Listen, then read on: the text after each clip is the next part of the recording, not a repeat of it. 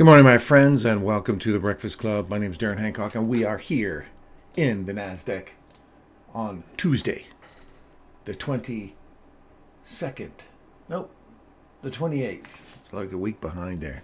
28th of November. Here we go. So, kind of caught a trade this morning around 8:30 or 8 o'clock for the open of the news. I'm just going a little short right here, right now.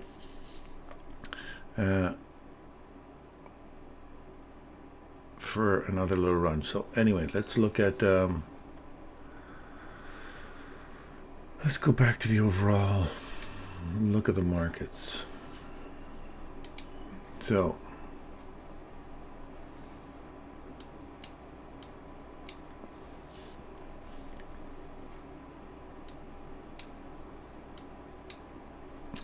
let me just make sure I'm up and running live as usual. In my other account here. There we go. ThetaWaver. ThetaWave home. Oops. Let's go to the my channel. We are live. That's good. Up and running. All right. No one's in yet.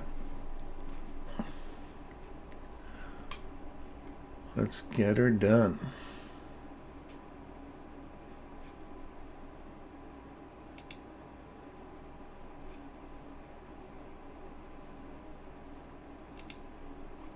Oh, I see the chat. Okay. Here we go. We'll go through these one at a time. NASDAQ.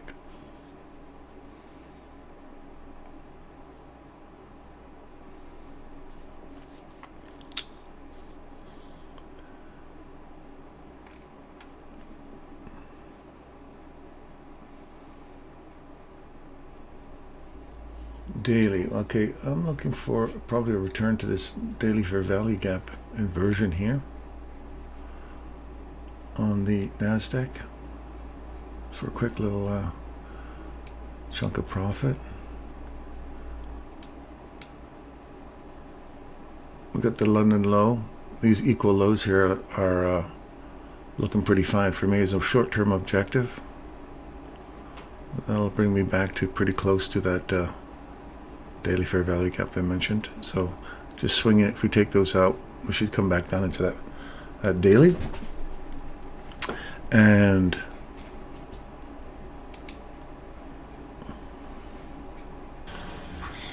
there's a whole bunch of liquidity. Good morning. Good morning. How are you? I'm all right. I'm on a Nasdaq short here. Yeah, I'm in a short as well. You got the liquidity sweep market structure shift for displacement and return back to like a breaker. Yeah. Is that in the NASDAQ? Yeah, the 1 minute chart. Yeah, I got the same thing. I got the 50% of the consolidation break. They break market structure below the lows, then came back into the breaker and the 50% of that consolidation and got short right there. Yeah, I got the same thing I got this morning. Man, we're on the same. Those waves are starting to work. We're on the same wavelength, my friend. Yes, excellent. Bro, yes, bro. Yeah, I caught this one this morning. I got up, came downstairs, and saw it swept a previous low, and I was like, "Oh, that would be a nice little turtle soup to get there." And then I just waited for the 30-second chart to look for confirmation, and it started keying off some order blocks. I thought, perfect, I'll take that. Yeah, that was really awesome. This is perfect, man. That's like bingo, bango, right in there, man. Like textbook entry. Yeah, that's right off that 50% of that consolidation. It's beautiful, and inside the breaker too. So it's lovely. And I think I've got that on both. I got on my live account or both of my funded accounts. One of them is trying to get funded, so Yeah. I'm trying to get that sucker refunded again. So I That's top step. That is top step. Yeah, I'm already up 180 bucks on that one. So Oh, I'm moving my stop loss into break even now, so there's no loss of money on that one. mm. Oh, how much do you risk per trade? I only just started off with one. You know, if I did 5, I would have been like, I think I would have been getting closer to getting funded right now. Yeah, exactly. Well, I usually risk 1%. So it comes like, it depends. Sometimes, well, this morning 1% would have been 2 contracts on, sometimes it may be 5. Yeah, Sometimes sometimes 1% might be 7 contracts, max contracts. Yeah. But yeah. that would have been a perfect one to put in that stop loss right above the fair value gap and see what kind of risk it would have given me. Probably would have given me like a 5 or 6 lots for sure. That would have been huge. Yeah. Yeah. Today's It's looking good today. today's gonna be a good day. Yeah, I think we got some downside in the market for NASDAQ today, I think. If we came back into this, if we just took this right now and we come all the way back into this low on the Oh, I'm not seeing the screen. let me show you the screen. I just realized that now. If we take this, drive back down and get into this low here again and sweep these lows, but I think we might be just getting into this fair value gap here. I'm going to make sure my stop losses at the break even. I don't want it to come back up inside that. Oh, it's going to be just above that fair. No, it's doing well right now. Yeah, I believe so as well. What's that? I believe so as well. That is gonna go for that fair value gap down there, the daily fair value gap. This one down here, yeah. Well, Yeah. eventually I'd like to see it get back to these old highs here. Like just to pull back into this range. And Yeah. if it hits this or even a portion of that big breaker right there, then this could be, like 50% of that range. Yeah. I think that's gonna happen on Wednesday. Yeah, 50% is way down here. It's a long way to expect it to come back, I think. If we just get inside that fair value gap, it'd be nice. Like just to revisit the bottom of this daily fair value gap here and enter this new one here. If we just swept those and then ran back up, that might be a nice little run. So today might be a good down day. Yeah. You think you're gonna enter more trades? Oh, yeah. Yeah. Ooh. I want to get that other funded. I want to get that funded account going. I want to get it running. I'm up 1% on it right now. I got to get 10% on that. Is that what it is? Top step I think is 6%. Oh, 6. That's only 50K. Well, I think in all the accounts here. Yeah. Yeah. It looks like it's going back up. Yeah. It's in mitigation. Ooh. It came back to that order block. Yeah.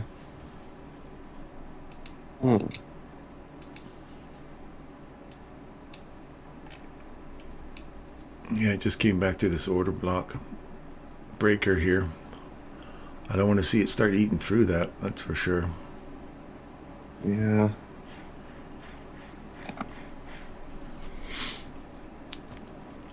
It's a logical level for it to come back to these equal lows.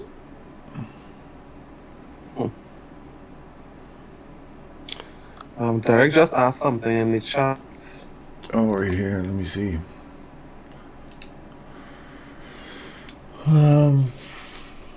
Hey, are you guys familiar with the AI that catalogs ICT stuff? Yeah, I got it. I just came upon it and seems to be really helpful in index. ICT index. Yeah. It's it looks like, let me see if I can find it here. I've got it up on my screen here all the time. I'm gonna check. I've got so many windows open here. Live, free, Forex. I've never used it before. Oh yeah, it's called ICT Index, and it's got absolutely everything that you need for where is it? Oh, whoever did this, they are brilliant. Oh my goodness, yeah, everything, and it literally goes to. It finds anything that's ICT. You type in your question, and it will find any words that he's even mentioned. It will show you what references, what video, and what seconds in the video it is, and you can click on it, and it will take you right to where he mentions, this is what a breaker is, or anything like that. He will. This thing will take you right to it.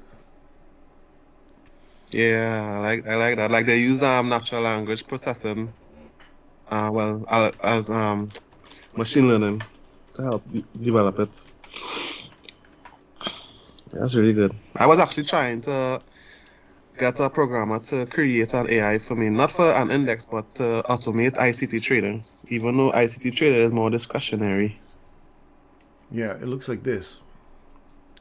Yeah. So you can type in anything you want, like what's an order block? And it will start looking. And it'll tell you what the answer is. Then it tells you here's the references that you can go to. Select resources. It will tell you the date, when he actually said what an order block was, and in his words. And then it tells you what video you can find it on, what minutes. At 49 minutes and 6 seconds, you'll find the video. This is the video of it. So you click on it. It'll take you right to where he's talking about that, so you see it visually as well. So it's multiple references. Anything that he's ever mentioned. This is really awesome. Isn't that cool? So, yeah. I hope he approves of this, because it doesn't cost anything, so nobody's making money off of him. But somebody shared this version of this ICT thing. Yeah. So as long as they're not making money off of him, I'm all cool with that, because they're just helping the community out. But it's like right now he's having trouble with that bozo who's stealing all his stuff, and literally puts it on YouTube, and doesn't care that, and YouTube's not taking him down. Michael's complained, and they won't take him down. So and he's making ad revenue off of Michael's stuff. He just takes all Michael's videos and puts them on his own thing, and says it's his channel, but he's stealing all Michael's stuff and making ad revenue from it. And Michael complained about it, but yet YouTube's making ad revenue off of it, so why would they want to cut it out, right? So exactly. That's the part that pisses me off. It's like, oh yeah, it's all good for you to start ripping people down when they don't agree with your politics or something, but when people are actually stealing other people's intellectual property, they don't get punished for that. Like, wait, you can't have double standards. But anyway, that's what they're pulling right now. So I feel for Michael for sure. Yeah. So I tried putting in a complaint today about the guy, and they said, well, what channel is he impersonating? I was like, ICT. They say he doesn't exist. I'm like, well, Inner Circle Trader doesn't exist. I am ICT doesn't exist. It kept saying it didn't exist. So I went to his channel and copied it, and it said doesn't exist. I'm like, what? Wow. Of course he exists. Like he has a lot of haters. Probably YouTube hates him as well. Yeah. Where are we at with this thing?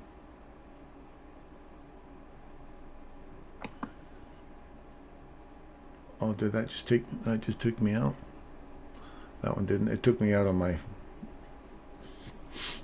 prop firm account though.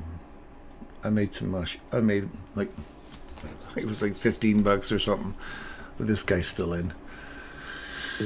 This is what it counts. This is just paper. I'm still in here. Yeah, I got this paper one I'm still going on, so.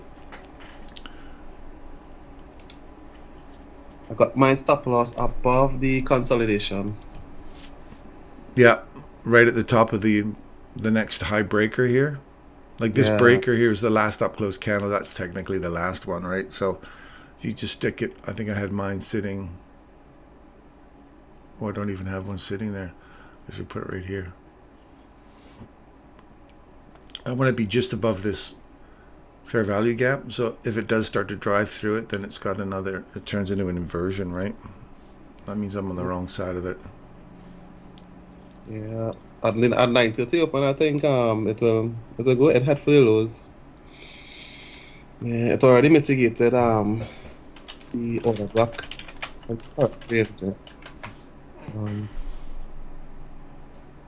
Let's see. Mitigated this here.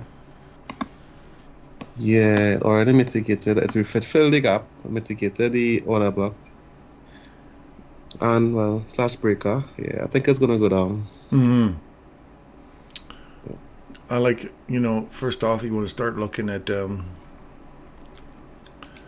think if I look at 50% of the range from here to here, we've already hit it. So that's the part that bothers me right now, is that we've already come to 50%. So technically we could continue up. What about on the 15-minute at 9:15? Would you consider that an order block? 9:15. Yeah. Let me get all this crap out of here.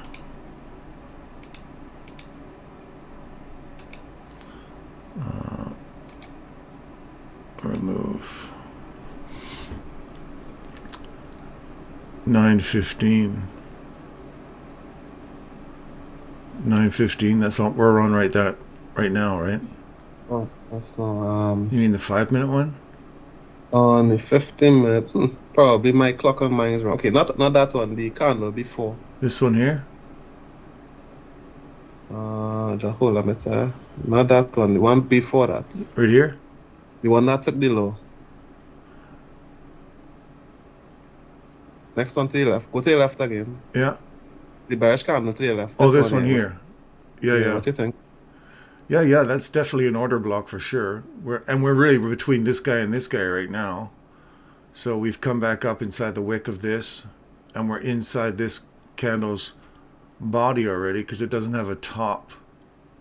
So it's just got an open. So we're really right between here. So if we lose the threshold of that candle, I'll just close this out.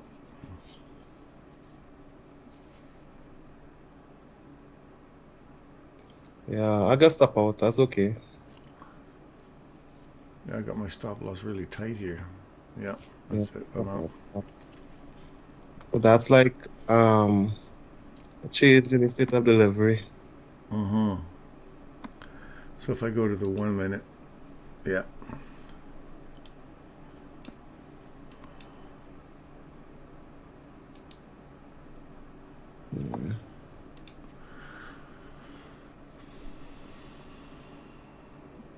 So that breaker is still I don't know what this thing's blocking the wick. I can't tell how far that wick just went up. Yeah, so there's the order block there.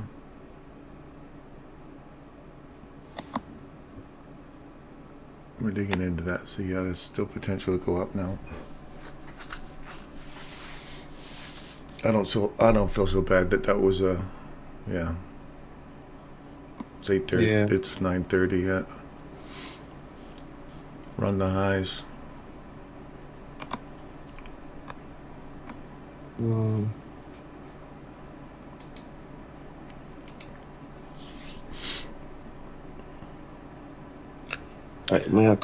I took my eyes off the price because I kept saying if it gets back to 50% of this range, I'll go long again, because I was going long because I wanted to get above all these highs here. Yeah. But that wick is just enough to run the highs out. It's going to continue down now. Or I not. wonder or not. Yeah, I'm not touching this until it gives me something smoother.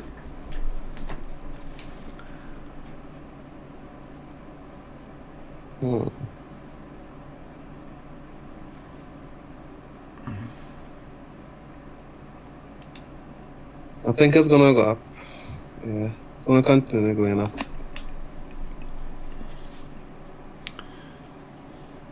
You wanna block that?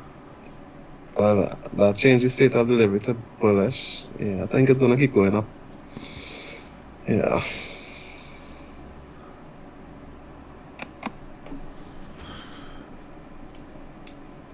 There's a lot of wicks, a lot of bouncing around right now.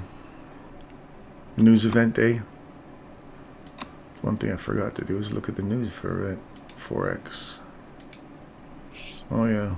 Oh, 10 o'clock there's a consumer confidence is out.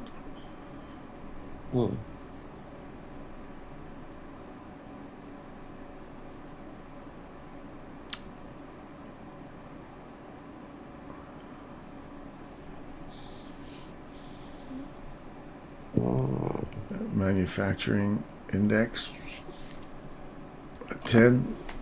Well, we might get some push around at 10:05. FOMC speaker. Ugh, like you really can't do anything in the first 10 minutes of this 10 o'clock. Just wait for this to do its damage.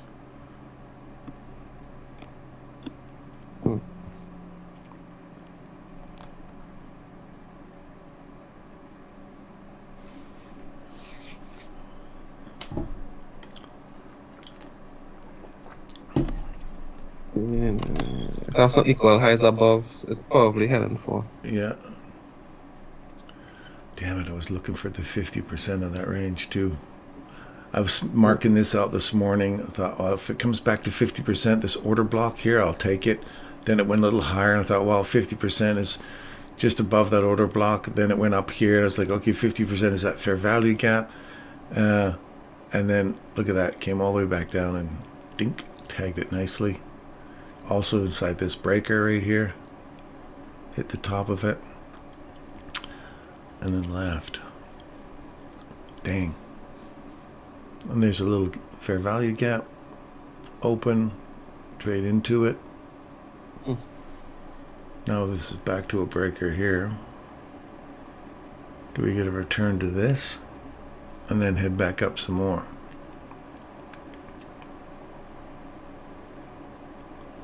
This is the opening range gap here. So we haven't filled that gap yet. So if we come back into here,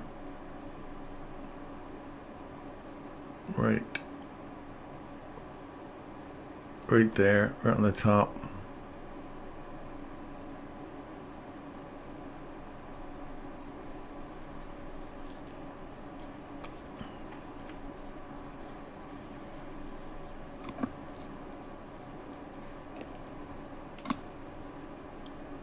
And it worked. Look at that, perfectly off the top. Yeah.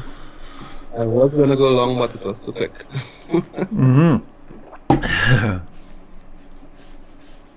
It's nice to call it though. That's the second most gratifying thing. Is like, well, at least I called it, even if I didn't take it. Yeah.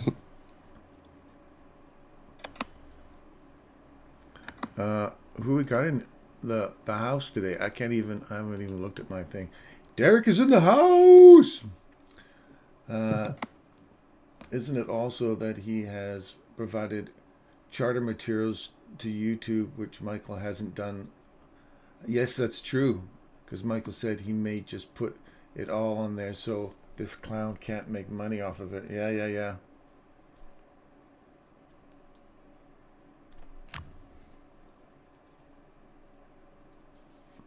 9:38 is where he wants to end his day. 9:38. Oh, you wanted to go low? Is where I'm looking. End of day. Wants the equal highs at 1613. Yeah, equal highs here. Thanks for this program or this indicator, Derek. Like, holy smokes, man, I love it. That's what got me in on this trade this morning when I saw that little run below that low here. And I wouldn't have seen that had you... I don't usually compress my charts this much. But that was sweet. So thank you for that. Look at this running all the way back down into here. Equal lows. Equal highs, I should say. So true, because when you can call it, next you can trade it. Yeah.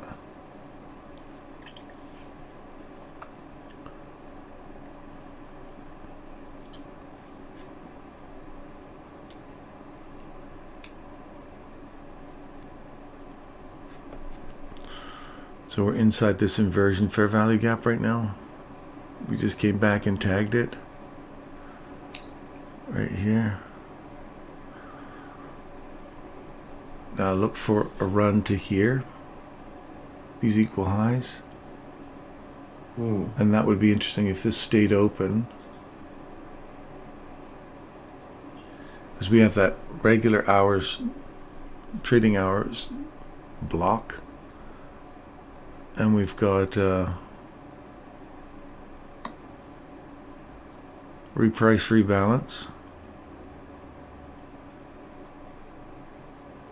So that's pretty much classified as a fair value gap. So we get back into, yeah, I could see that right in here as an opportunity to go long.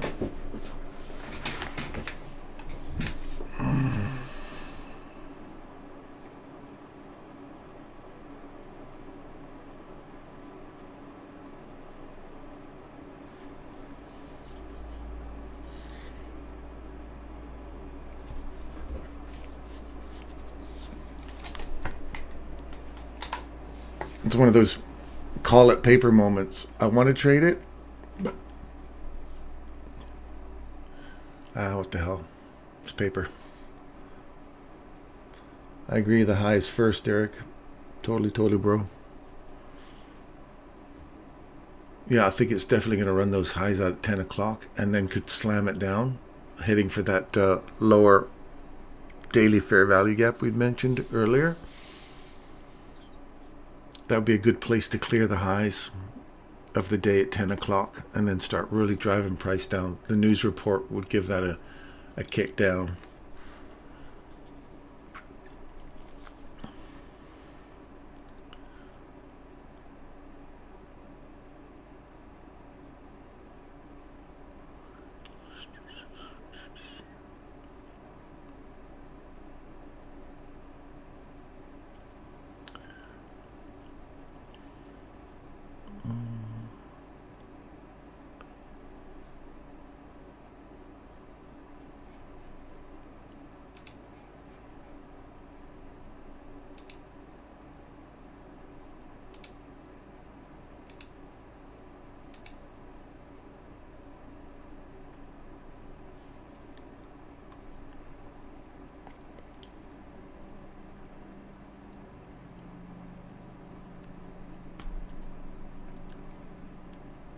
Yeah.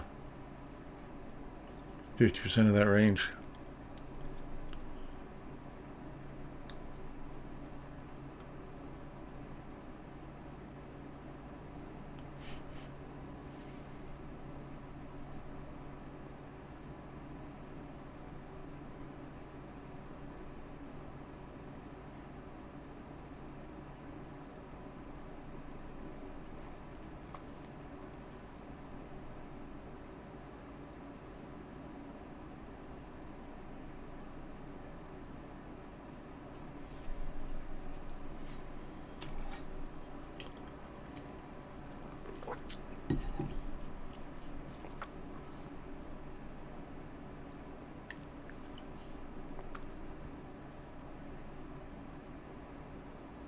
Look how close that is to hitting that.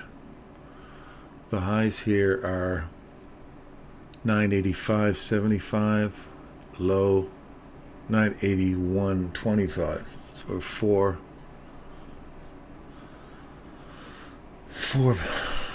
handles or 4 pips.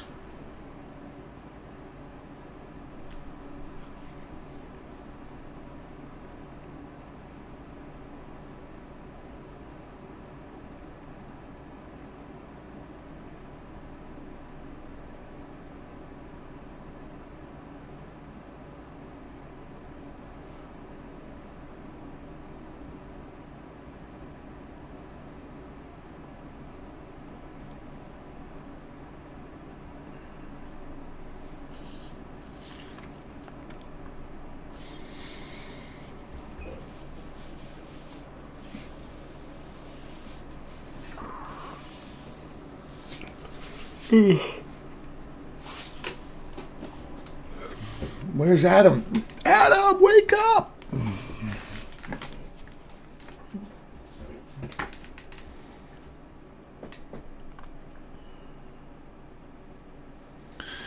Here we go. Let's hit it. Now, are we running this stuff down here? Order block, breaker, nope. Right back to this guy here.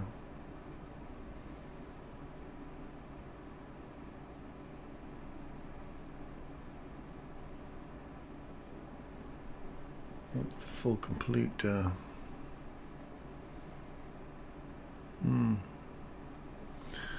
Good thing I didn't take that. Are we coming back to this order block right here? Parent breaker for that. This should be a 2 minute, right? I think it's a 2 minute one, a 3 minute maybe. Yeah.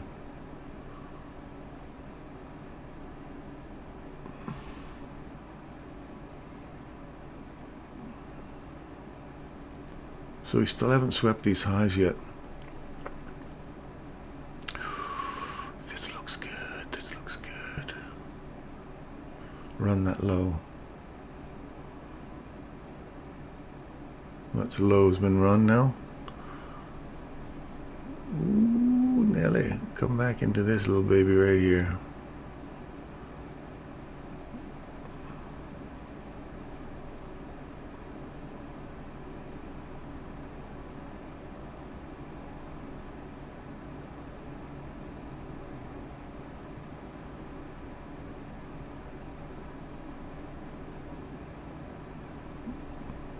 Top of this inversion fair value gap here right now.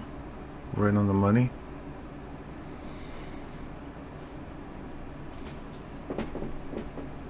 Run the lows. Not a body though, just a wick. So this could be just a run on liquidity. Yeah, and then a run back up again. So we're inside that inversion now.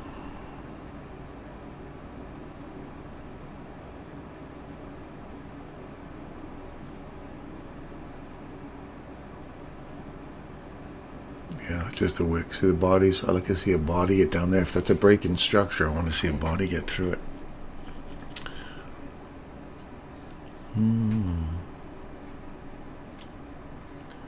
5 minute. What does the 5 minute tell us? 5 minute was almost a fill there. Back up inversion there.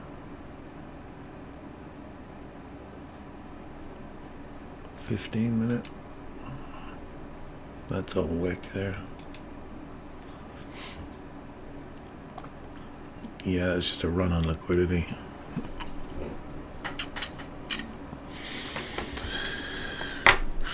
Back into 50% of that range.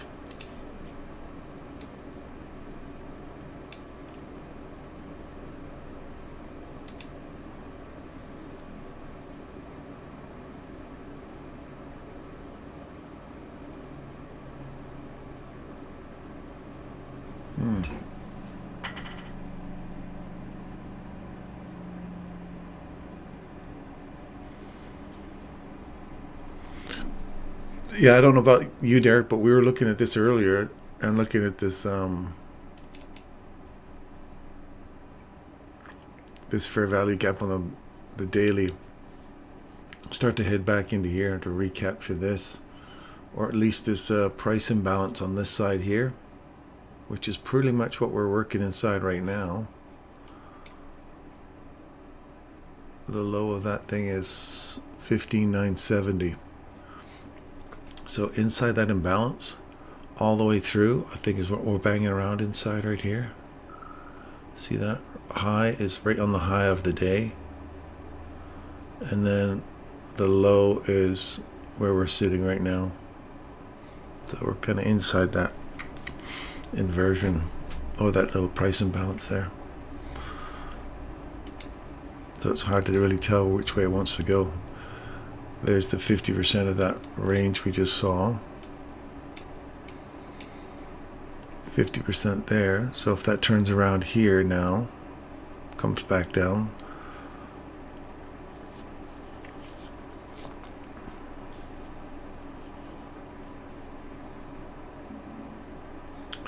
recaptured this breaker here.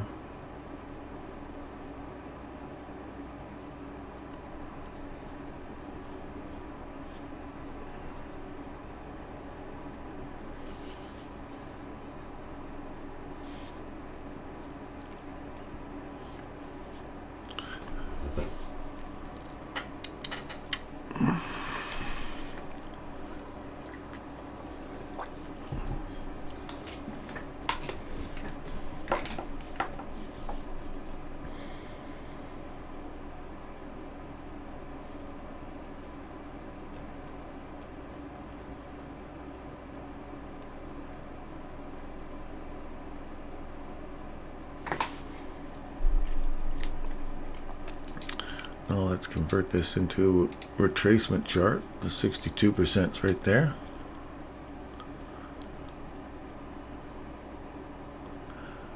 And we have breaker right here. That whole price leg there. 62% retracement.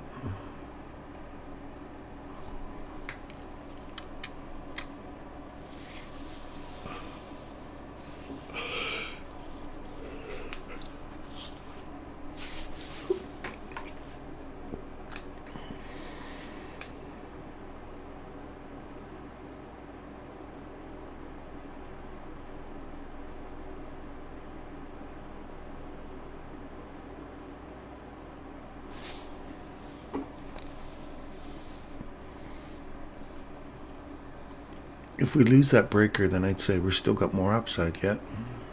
But I think that's holding at 62 of that range we just created. We want to see this candle break below this one here now. These two are not valid yet. There we go. That's valid.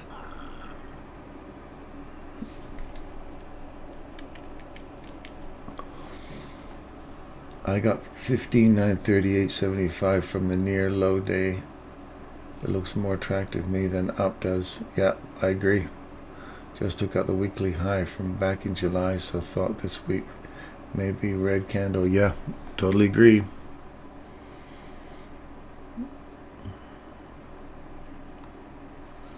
Totally agree with you, man. Laura and I were looking at this morning, sizing that puppy up, that lower fair value gap on the daily.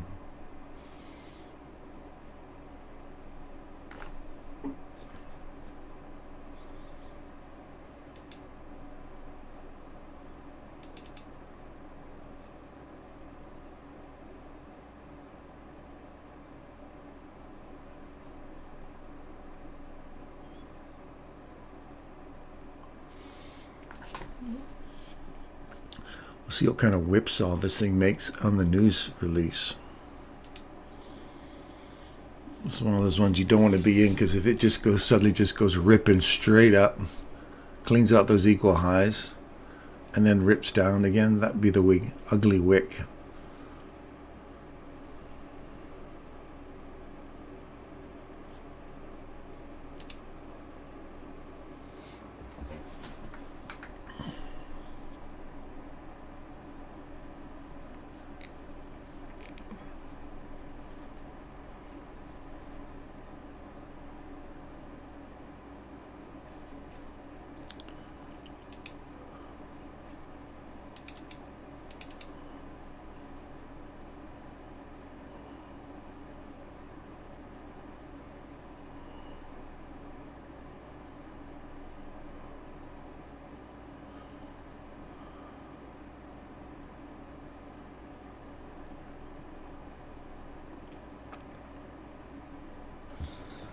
Yeah, I'm out of it for today. I'm not trading anymore. I'll just watch the charts for a while. Yeah, I'm going to wait till this news release settles down it might be something. If there's nothing now, well, you might have to wait till the afternoon session to catch something, because it might be a bit of a wild ride right now. Yeah. I do like that imbalance there on the weekly. What is that level sitting at? That's 58,880. 58,880. 58,880. So that's all in this range here. Old high, inversion, fair value gap. Man, I like that. So if this was returned to the weekly imbalance, do you see that weekly imbalance, Derek? Right there, there's a little tiny weekly imbalance. So the close on this candle is 15,874, and this one's open is 15,895. So there's 20 handles of price imbalance there. That'd be a perfect place for it to come back to, I think.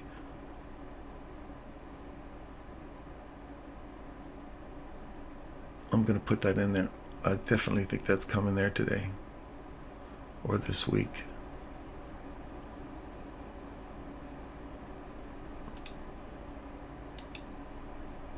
Mark my words, gentlemen, this is where she is coming to.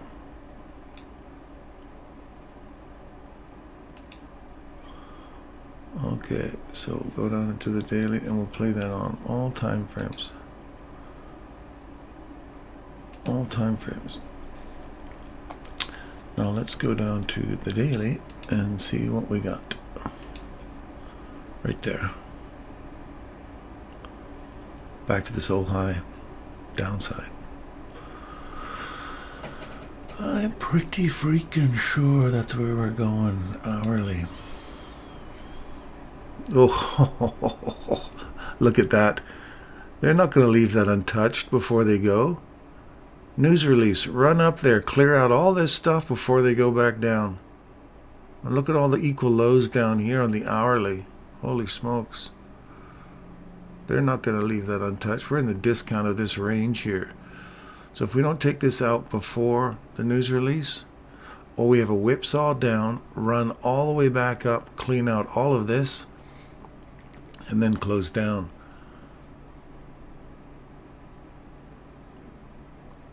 Yeah, if I was the market maker, I'd drive down, take these guys out, rip all the way up, clean these guys out, then come back down and take the longs, shorts out one more time just to shake everybody off.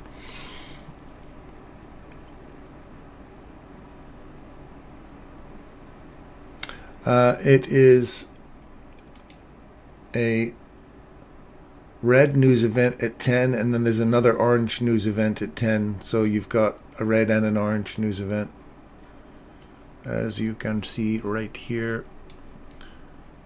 We have a 28th, so you have consumer confidence and the manufacturing index, and then at 10:05 you got the FOMC speaker. There's another orange event, and then nothing else till the evening.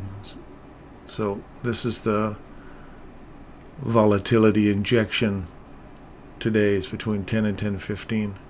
We got 3 different news events, so keep your eyes on the prize.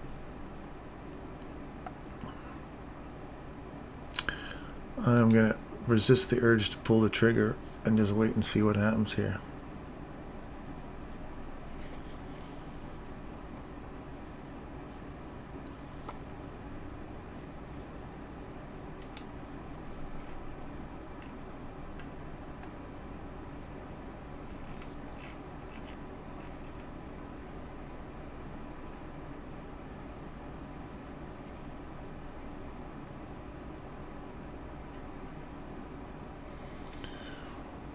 Teaching my friend opening range macro.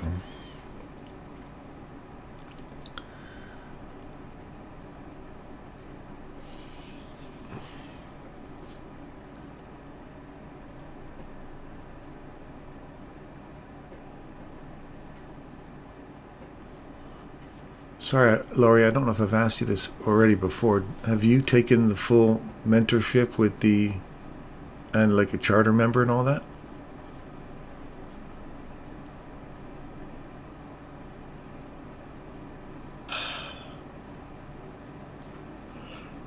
But you know, let's explore this.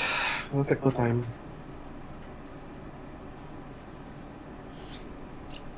Yeah, but this is you're doing the investing 1200, you're getting that every month. You get to market 1200 every month.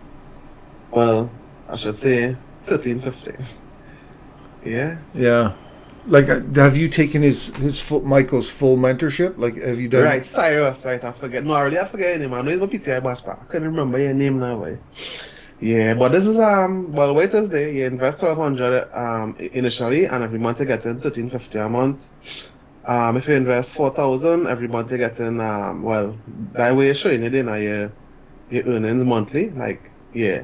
Well, how does work too? Like, it's a platform where you would earn cryptocurrency. The name of the cryptocurrency is USDT. It's pegged to the US dollar. And at the end of the month, when you finish, you could withdraw before, but it makes more sense to wait till the month up to accumulate plenty now. So you send it to your crypto wallet, and what happens is, from your crypto wallet, you would send it to the company, get GXL, and they would send the money to your bank account in TT dollars. Mm.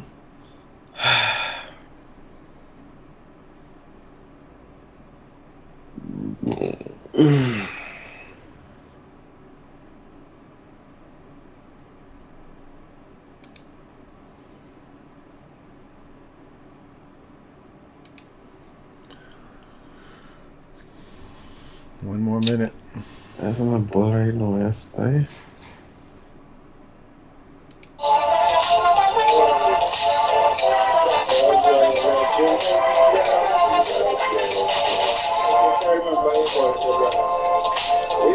You're gonna have to mute your mic there. There you go. But well, for me, it's working. I am in it about 3 months and something. I gain about over $5,000 so far for the past 3 months. But the disclaimer is that it's high reward, so it would involve high risk. You know, while they would be making the money potentially, yeah, you know how them things go. Sometimes they just crash and I'm kind of vibe now, but yeah. We can hear your conversation there. You might want to mute your mic. It's high reward, so it's high risk now, but so that's the disclaimer is high reward, so it's high risk.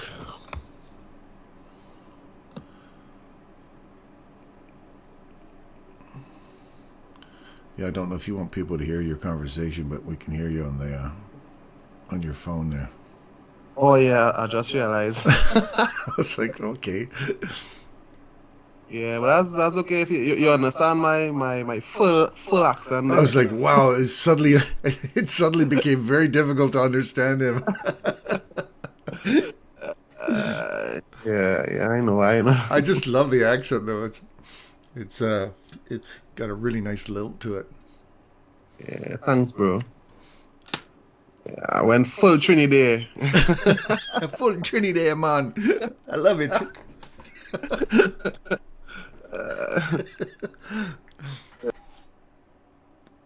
It's Irie, man. Isn't that what they say? Irie.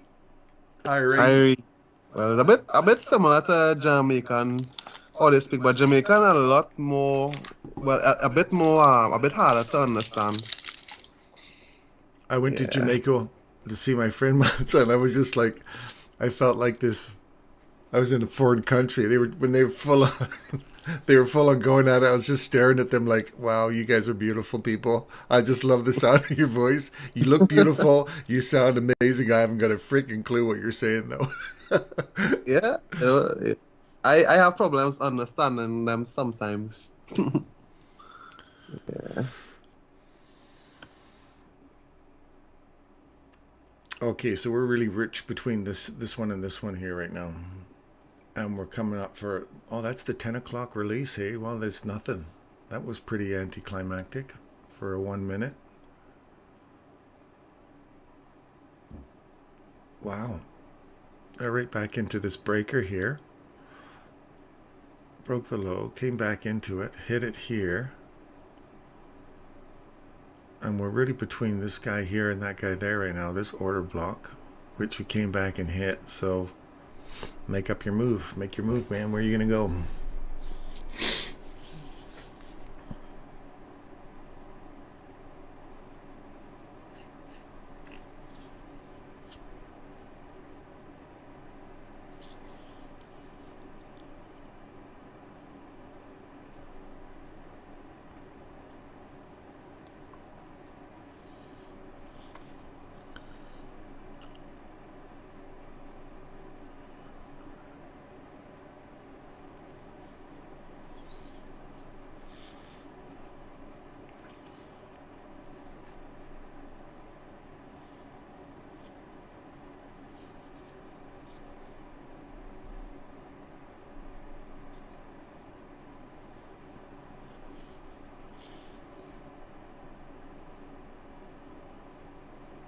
There's the threshold gone.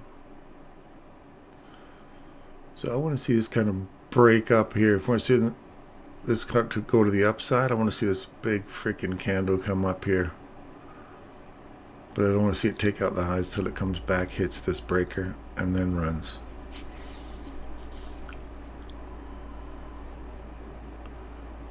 Like that. We've got a candle above. Let this one be a small one. Inside that one now.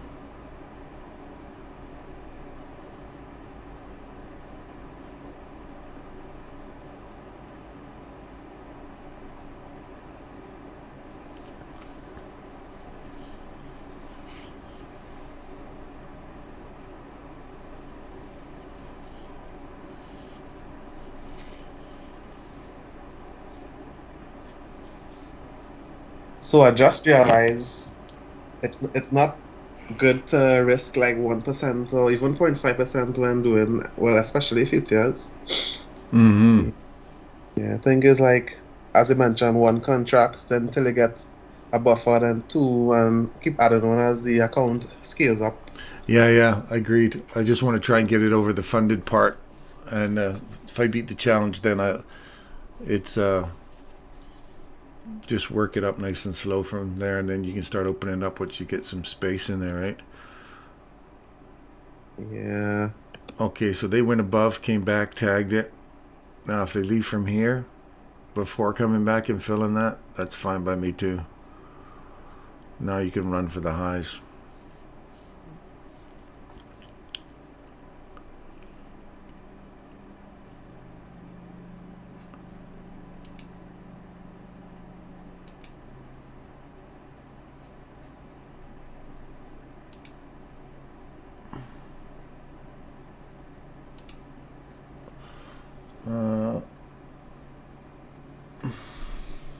Oh, Derek's been chopping away here. Just took a weekly high from July is orange. Now you're scaring me, Jason. Jason from the 13th. Aye.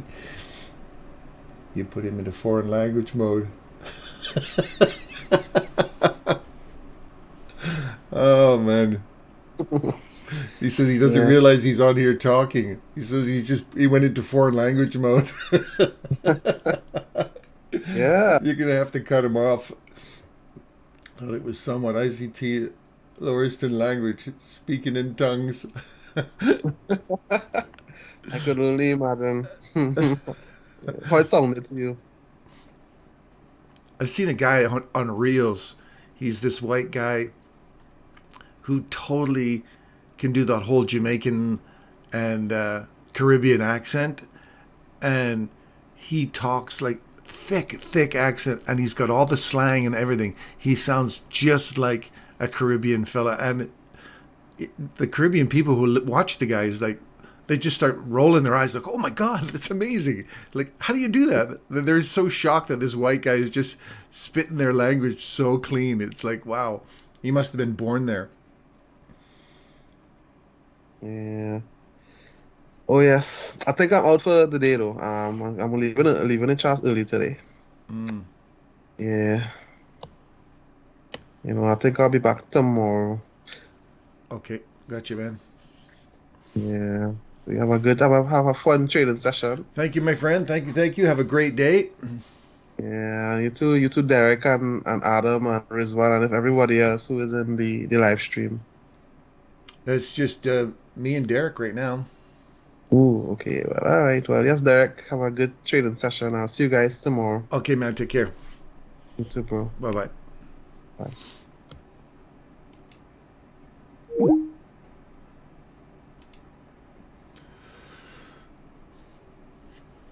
It's you and me, Derek. We're the lone survivors.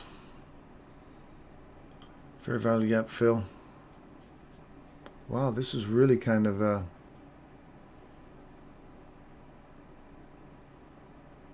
not a high impact session, was it?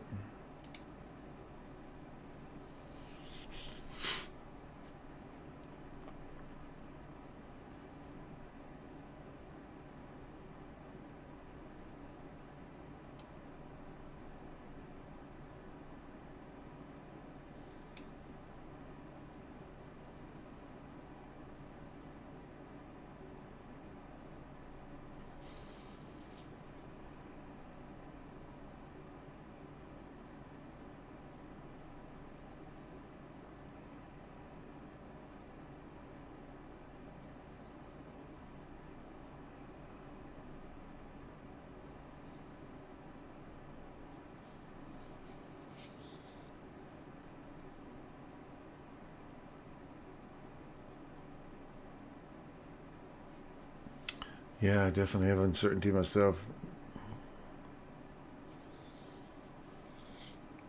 I can see this as a next price leg, potential price leg up if we break this high.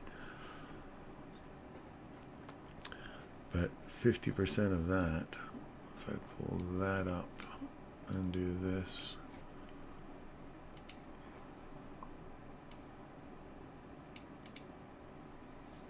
that's 50% of it right on the money right there. So if we decide to go up from here, that'll clean the highs out at 1622 for the next price leg up.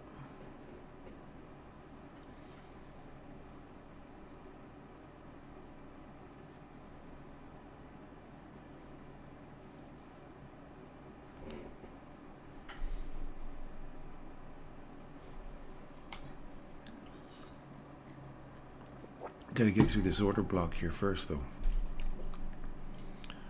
Just came back to the opening. Nope. That's not the idea then.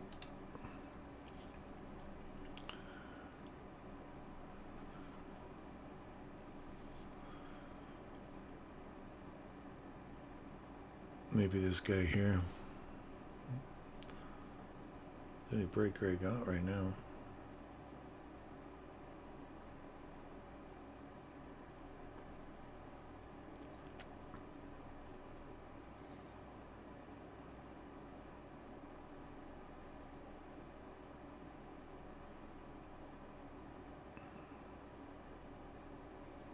Well, that's down then. They're eating up through three PD arrays almost here.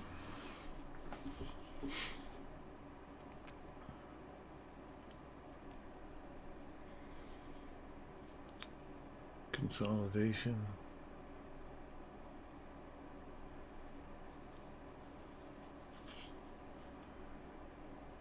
No silver bullet today. 812. 1012. Well, this could be a silver bullet right here at 12. 11.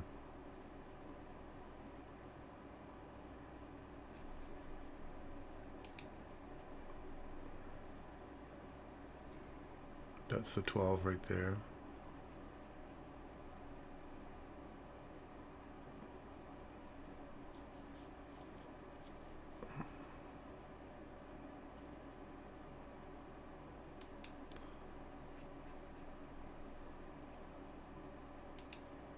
I'm going to take a short right there. Put my stop loss right there.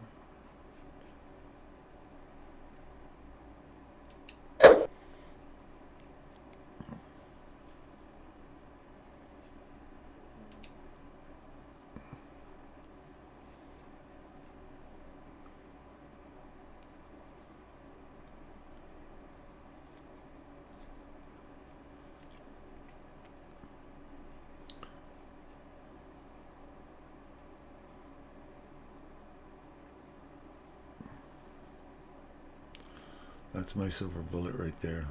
It's the only one I'm taking today. And I don't like taking them inside consolidations, but for the sake of it being my 12-minute one, that's the only reason I'm taking it.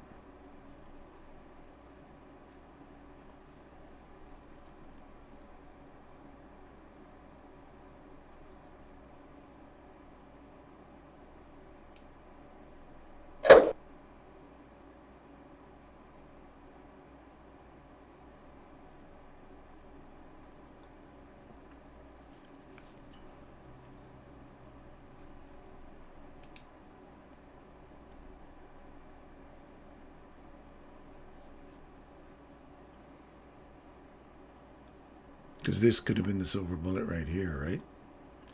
Would have taken you in, and then you would have got taken out. That's why I like to wait for the 12-minute one. And if I'm wrong, then we're wrong.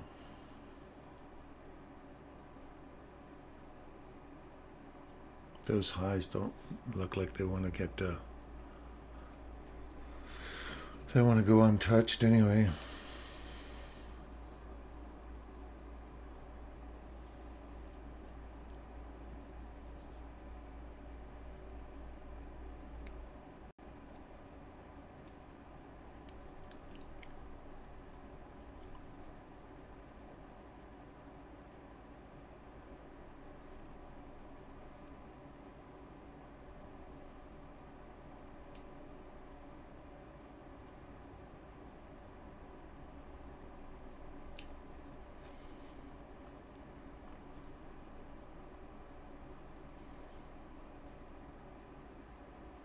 No, I don't even like the way that's sitting already.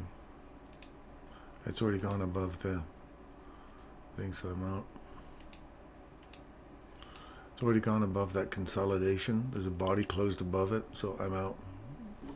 Even if it reverses now, I'm out. My general rule is that if it breaks that consolidation with a body close, then it's probably more upside, which is exactly what it did. So they're running those highs first.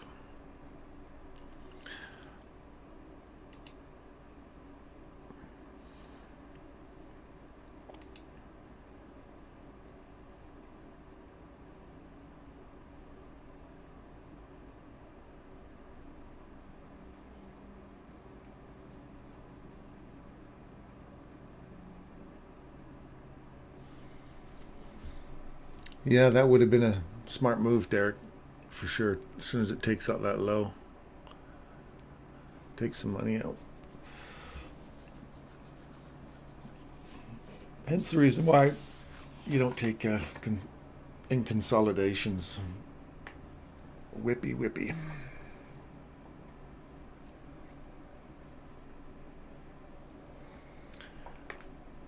Yeah, a 1030 move. That's a good point. That's 14, 17, 16.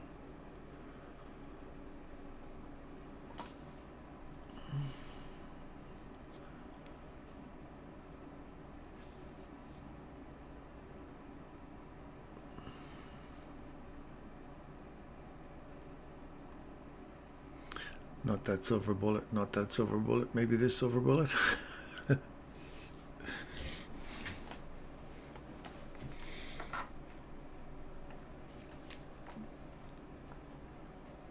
I wonder if there's a number, Derek, that says when you're in a consolidation, take the third silver bullet. Ignore the second and the first.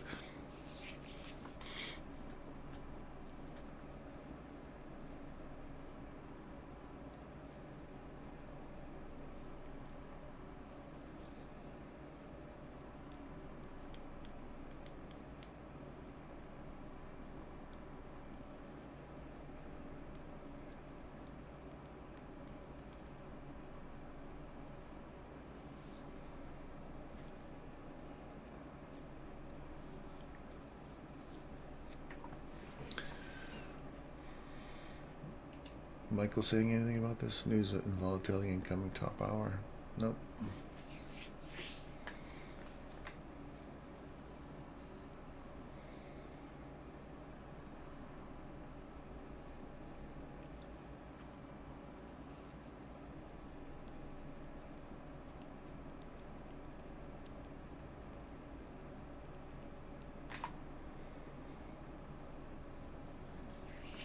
The afternoon macro, maybe your better bet.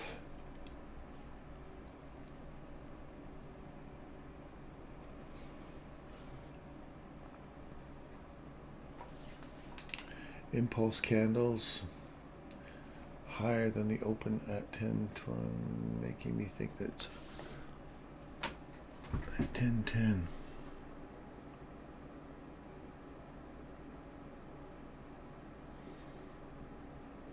Yeah, trading above it. Good point.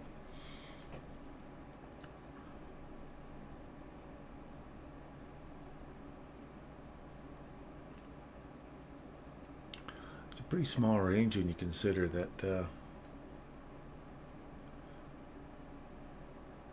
The AM session is a tight little range right now.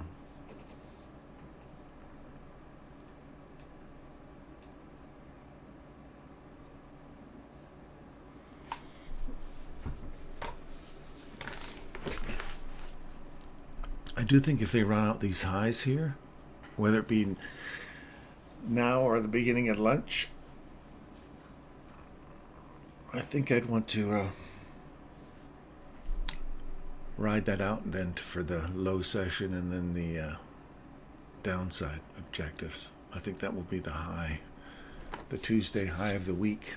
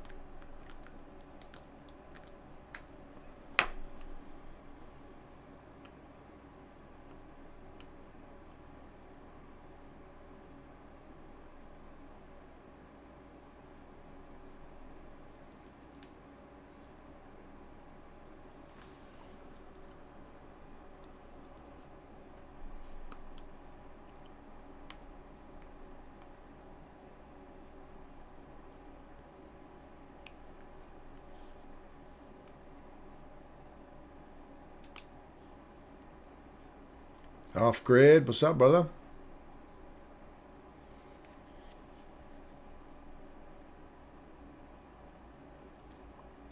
He went long at 10:01. Aim for the highs, my friend. Aim for the highs.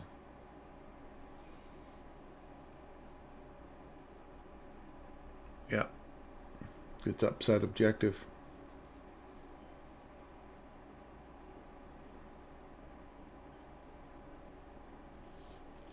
Yeah, you weathered a nice little withdrawal there, hey?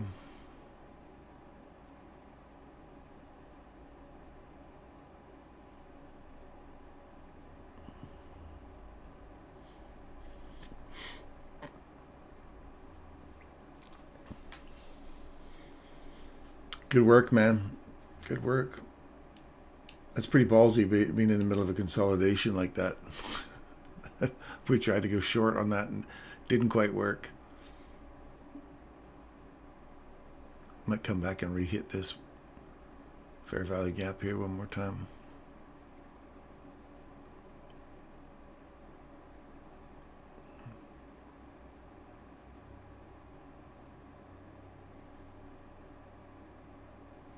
That would still be 30 handles to there. If you got back in this range here. I do love my fib tool. There's 50% right there.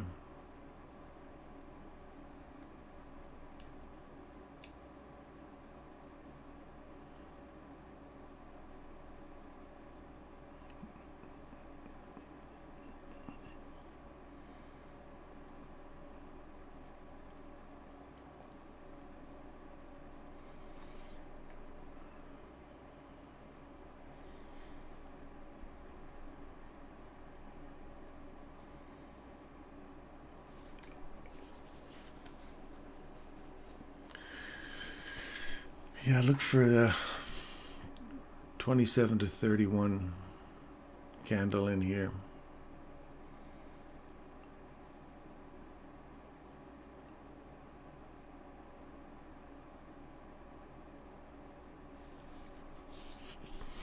Next couple of minutes.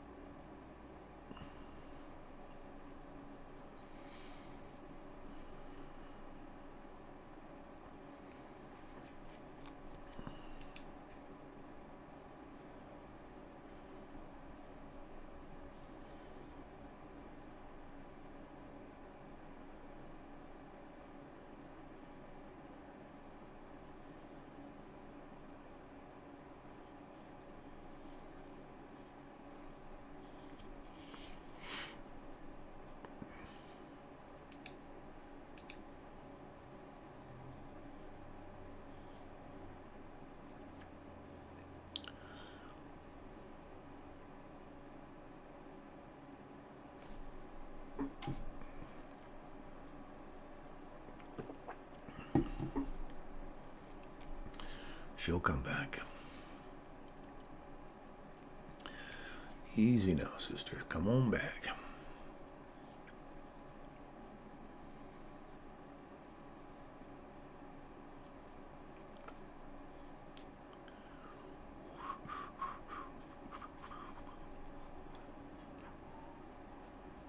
I do like that little tiny guy right there.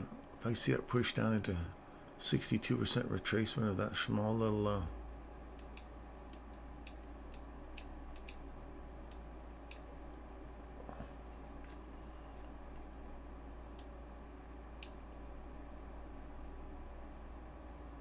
at that, puts you right in that little tiny imbalance. 50% puts you right there. Here we go. Where's 27?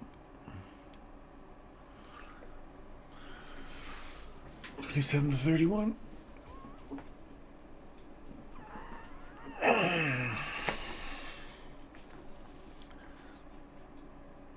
Low. No second chances in this scenario.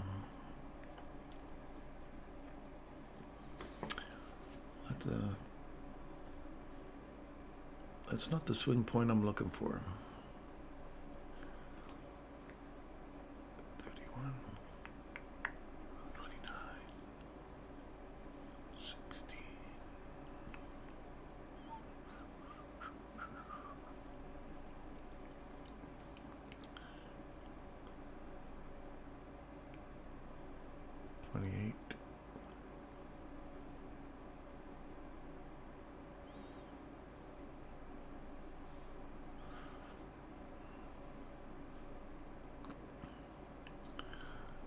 If we don't pound that up there now and take this out in the next couple of minutes,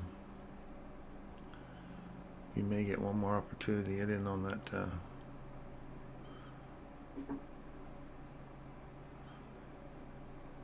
next 7 minutes will tell us whether or not we're going to come back into this area here to drive up, or we just drive straight up there.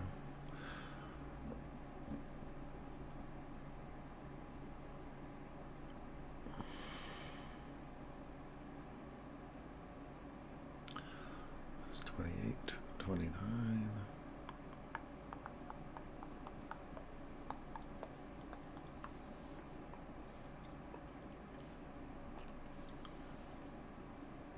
Here we go.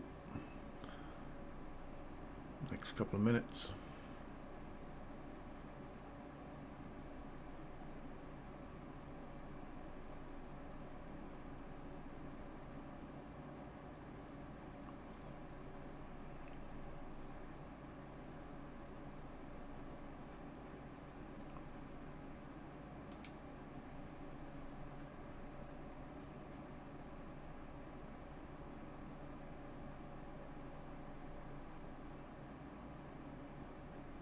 That was it right off that 50.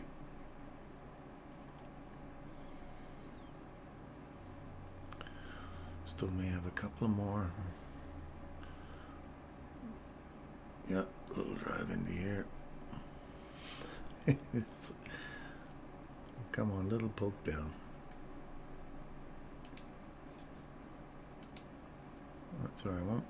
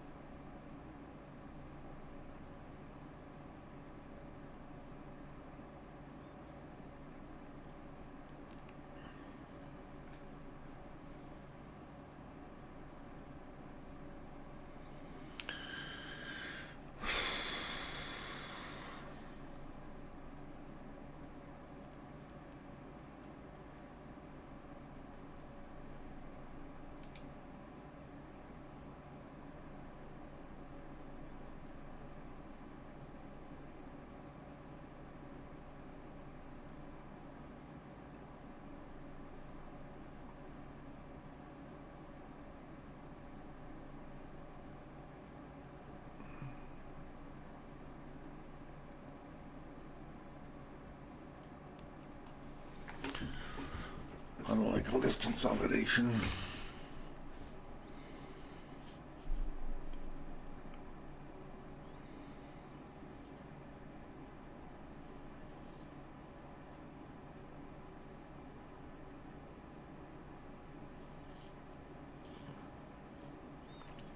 Same rule, if a body closed below here, I'm out.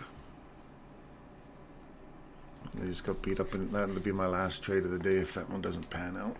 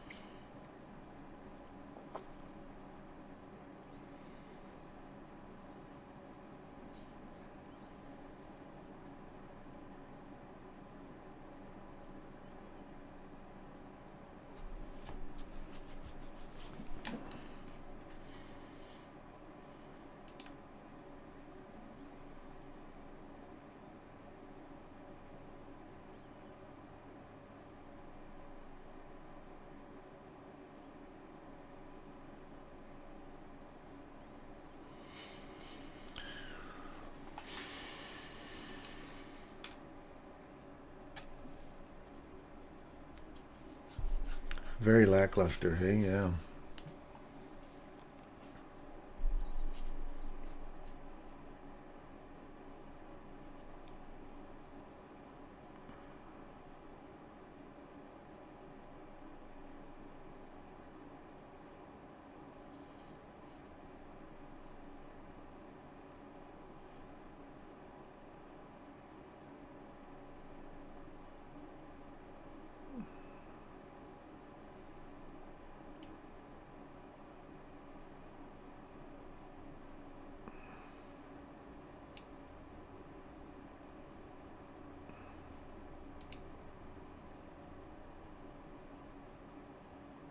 Nope, we're out. Shit.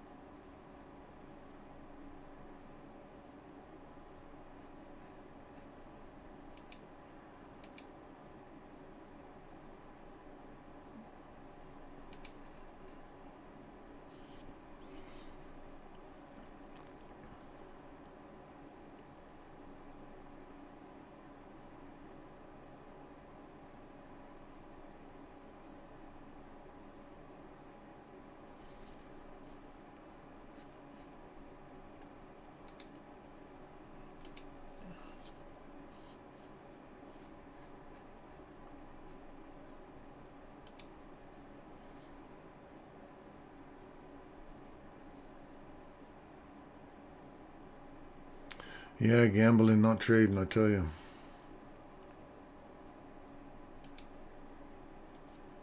I'm still in one live trade still. I have my stop loss sitting right below this low.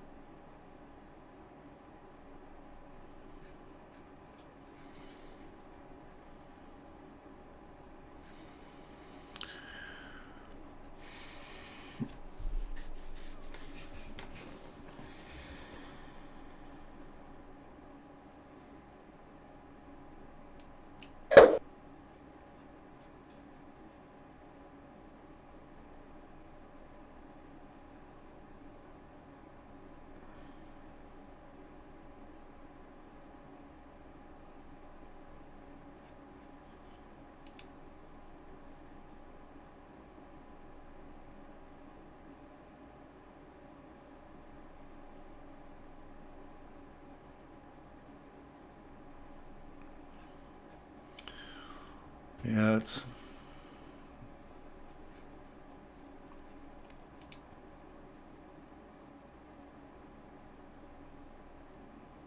There you go.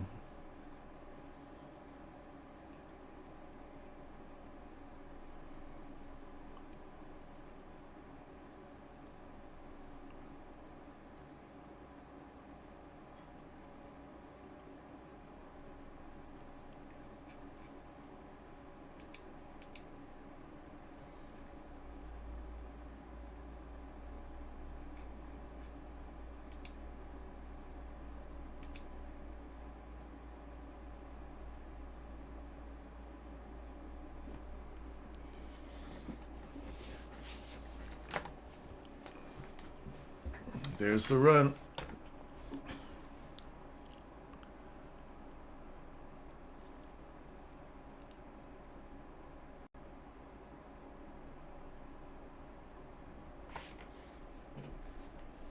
Good morning, Adam.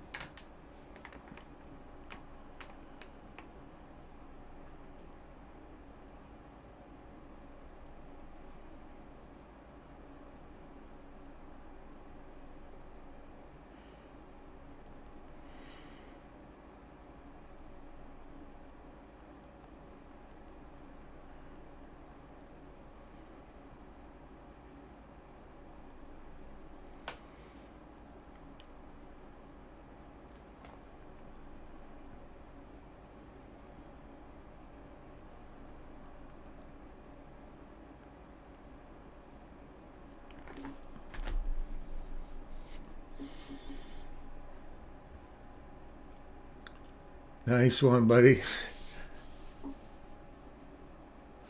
Hope you made some money, man. Yeah, sounds like you hit it. So good stuff. That was a bit of a shit show to weather.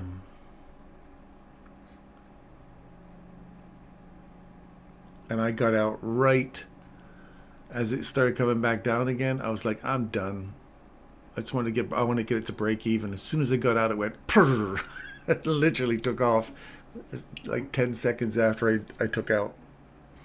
But whatever. Story of my life, my friend.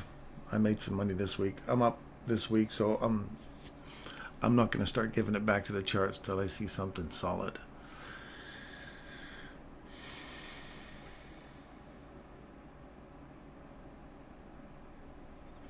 Oh, it's been some. It was a great trading this morning, and then went into this little consolidation. Off grid, got a nice trade here at 10:01. He's been weathering all this crap sideways. Finally came down, and now it's blowing right through all the highs. So it's blown through objectives that we were looking for. So it's on a tear up there now.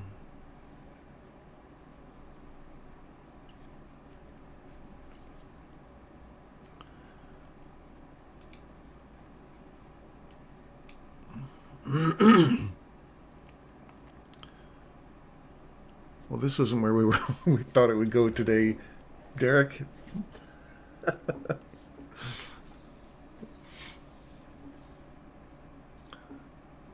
So there's this order block up here on the hourly. 10.046, 10.047, 10.048, somewhere around there.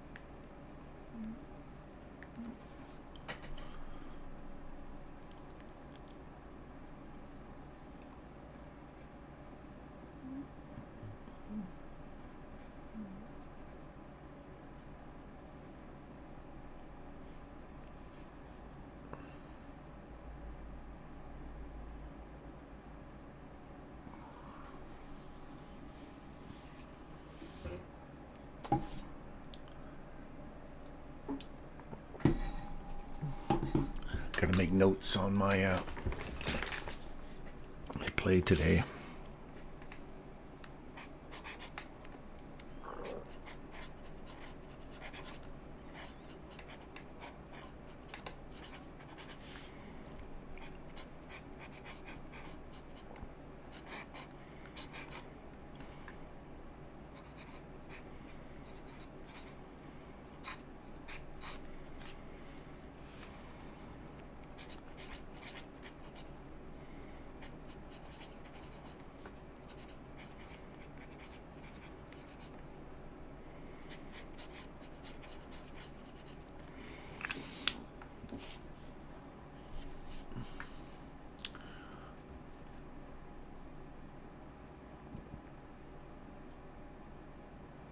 Right there.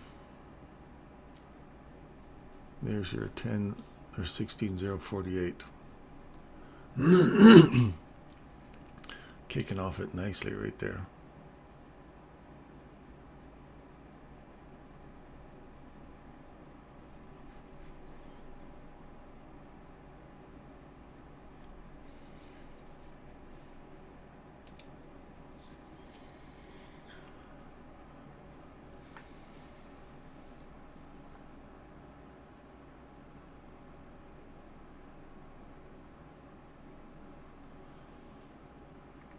Yeah, that looks like that will give us the Tuesday high of the week.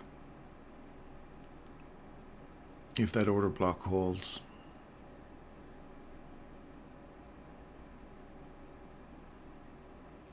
That'll be the Tuesday high. You don't want to see this unless we take these equal highs out again. Like if we get a massive run up into here, cleaning out that high from yesterday.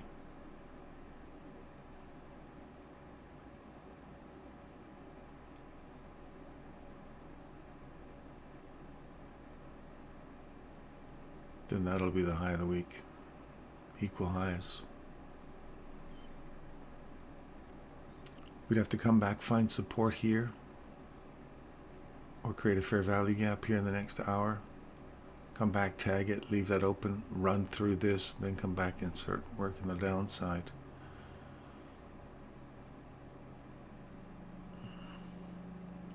That would take us 9, 10. That would take us 12. Dip down in here, the run up. Take out yesterday's high.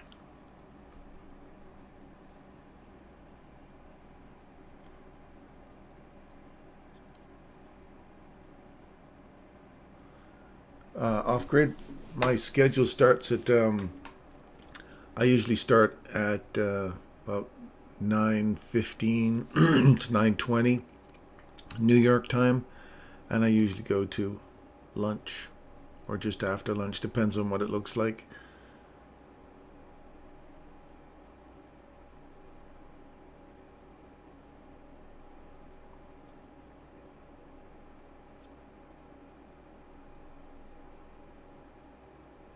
And you don't have to call me sir, just call me Darren. We're very informal here. I appreciate the respect though. I had a prior day low taken on ES. NASDAQ didn't. But this is a challenging market. It certainly is, Adam. I totally agree. But that right there, right off that 0.16 or 16.048 high order block. If we get some long-term, let's go down into the 15-minute. There's your fair value gap forming. So if we keep this here open, come back down and just tag these old highs here and then start running for the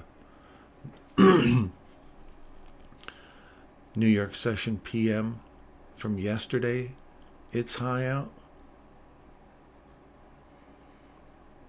That might be the high of the week. And then the reversal. Unless we continue to work up there tomorrow, Wednesday being the high of the week, and then the Thursday is your classic reversal Thursdays. Like we might be running past all this lot and these this big high here.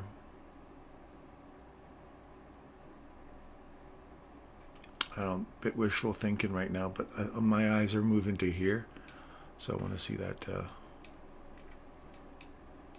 our setup occur here. Now we've got a nice big bold candle above this consolidation. If we get a run back up, and just come back and tag it. I'll go for one more long there. I want to see the rest of this stay open. I just want to see it come back inside that breaker right here. And then off to Mars. Prior day low taken out. You can call me sir, sounds cool. Sir Derek has a ring to it, doesn't it? I think I'll ask my wife. You could try it, man. You could try call. Honey, I prefer sir. It's funny because my wife said to me the other day, she goes, I want you to call me K-Dog from now on. I'm like, what? She goes, K-Dog. I think it's a pretty cool a cool name. I'm like, yeah, for a principal of a school, you go in and say, hey, Miss K-Dog. That'll go well. So it's going to be K-Dog and D-Dog.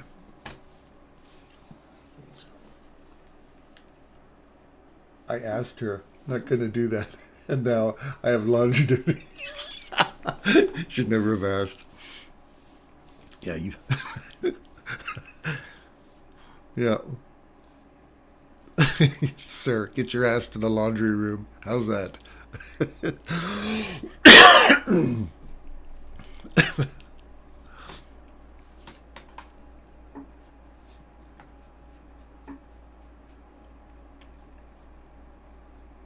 Where do you hail from, off grid? Are you what part of the world are you in? Excuse me for all my coughing.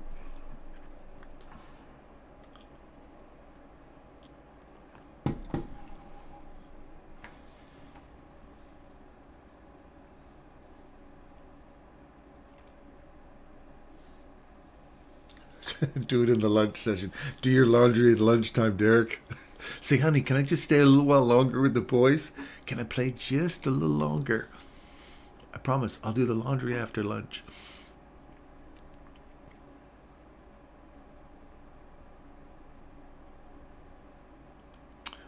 Okay, so return to the top of the daily of the regular trading hours. See that?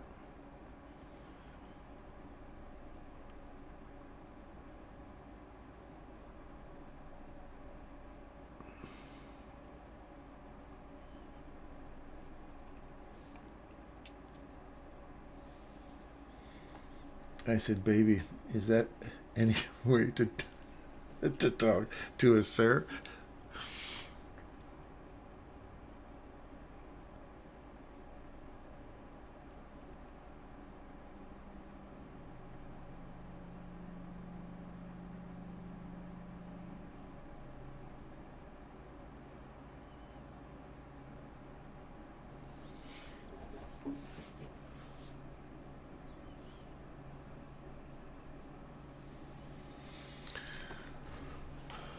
You're okay to 12, then you become a domestic worker for an hour.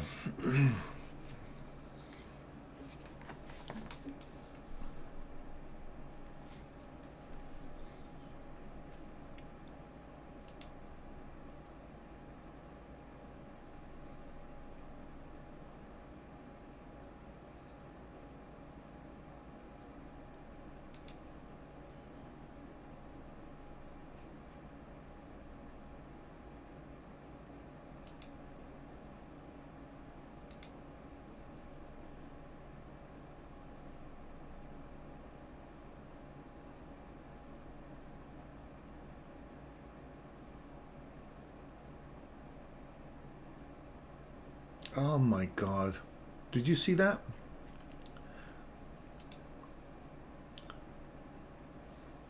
Jeepers.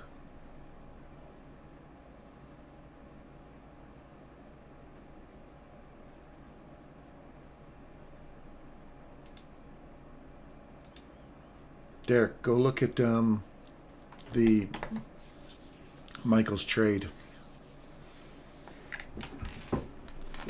Go look at the trade he took. Exactly the same setup we had, but he actually had the balls to hold on to it.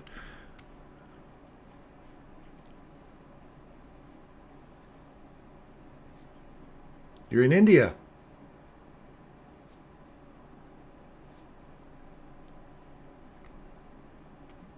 CFD. India off grid. All right. This is awesome, man. We're getting guys all over the world. I've got India, Pakistan. I've got my American friends. We had somebody from England there for a while, Zorro, but he's not here anymore. Well, welcome, India. Welcome, my friend. We're coming at you live from Canada, from the frozen north.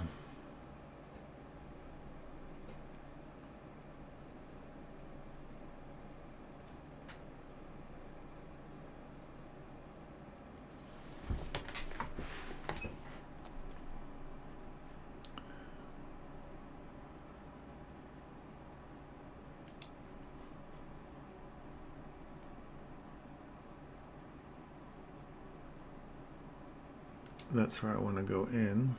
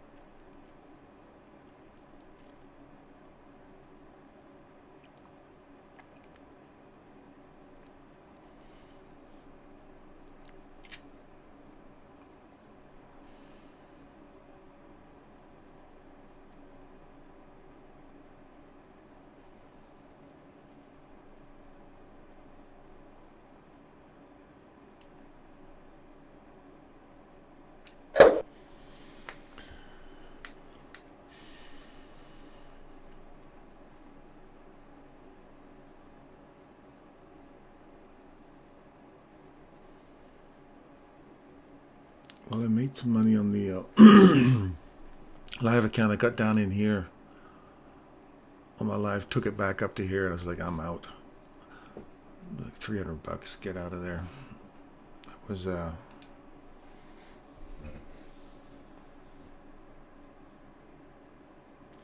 you're almost lucky you missed that one, Derek.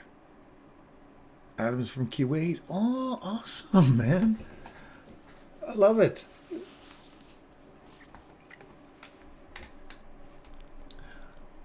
The eastern part of the world is representing today. I like it.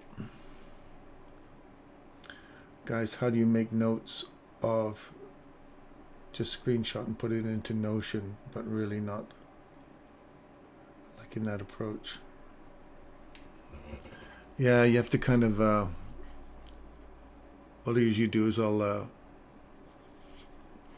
screenshot it, and you make all the handwritten notes and stuff on it. I have like an editing tool where I can just write right on the screen and then screen capture it, or I screen capture then write on it.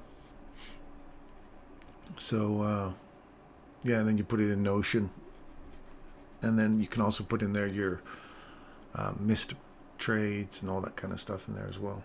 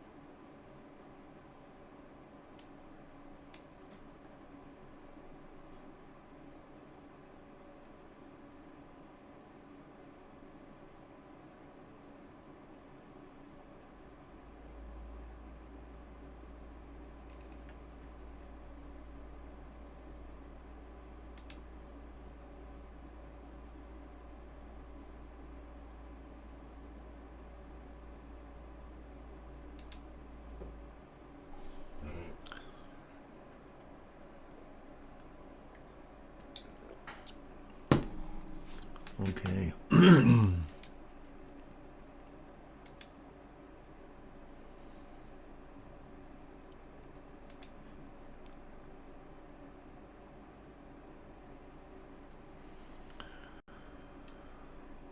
I moved my regular account up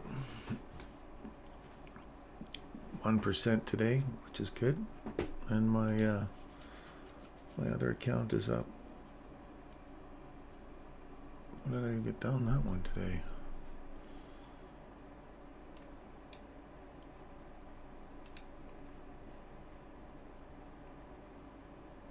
Hmm. 27.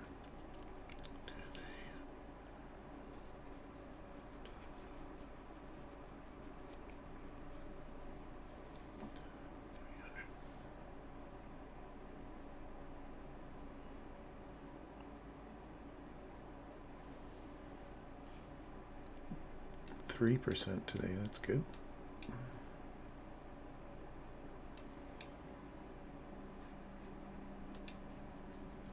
Where are we at here?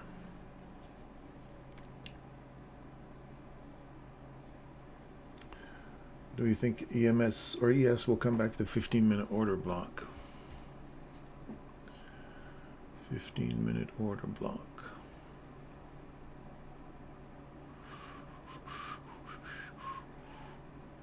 Well, we've come off this breaker here. Right here. You see that? Right here. That's the guy we're looking for. We dug all the way into, almost down into this guy here. these relative equal highs. Dug down into that. Or what is this? I think I didn't see this till now. Ah.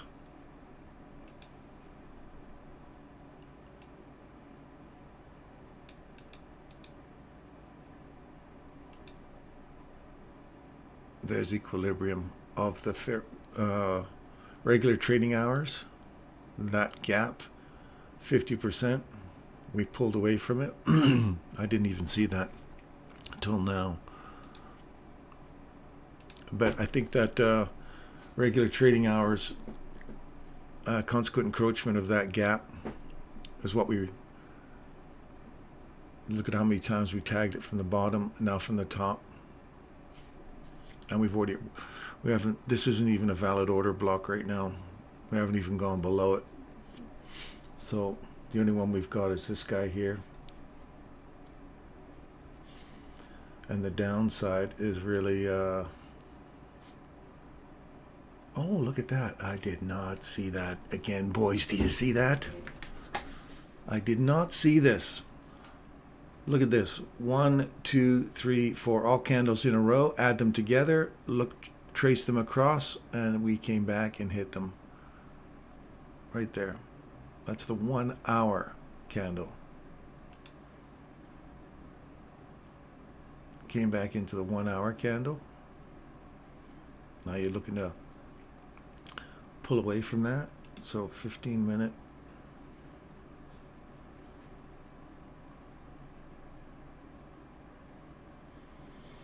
I'm just picking up 5-10 handle moves back into premium or discount. Depends on where it is. Oh, good for you. That's the way to snipe today, buddy. Good for you. I was so close to just pulling the trigger and getting out of that one when it came back down. I'm glad I didn't, because that's what the order block it came to. So now I'm going to take a portion off of the rejection block. And then those equal highs, they're not going to leave those untouched. I don't think so.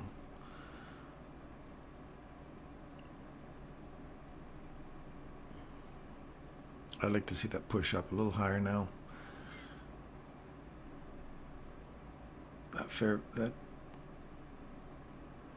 That breaker, if I lose the breaker, I'm out. And that's the breaker right there. So I'm cutting my risk down. I don't want to see that revisit this order block here now, this 1 hour order block.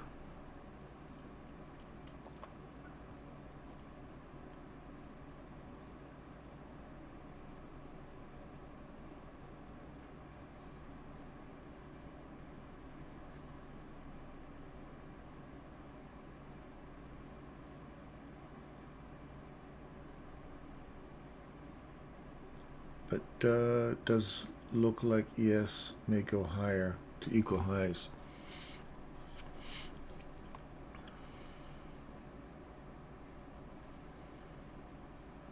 ES.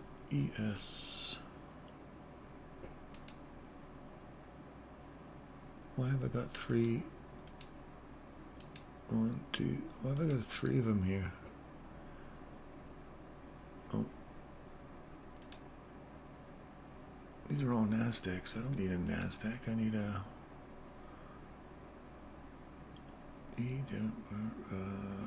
where's my other... Why do I keep missing my ES here? Let's create another chart. Oops.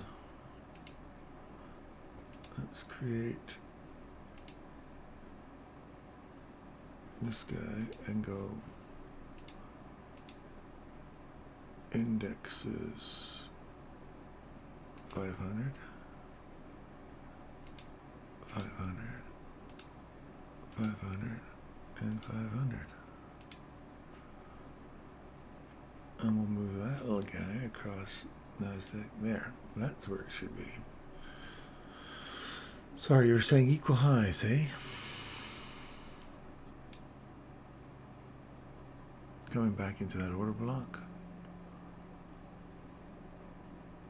Around the highs. There's a lot of equal highs up here. We've had a big wake up. I'd like to have seen a body break these highs, not wicks. Like this. 15 minute.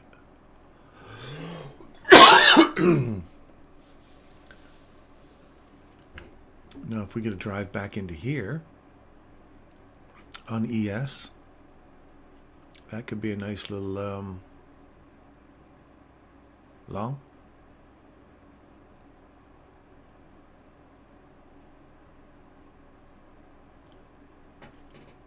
That has potential to go long right there off the top of these equal highs here.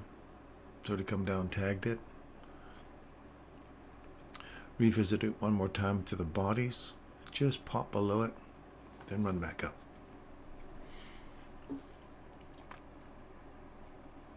NASDAQ, what's NASDAQ doing in there?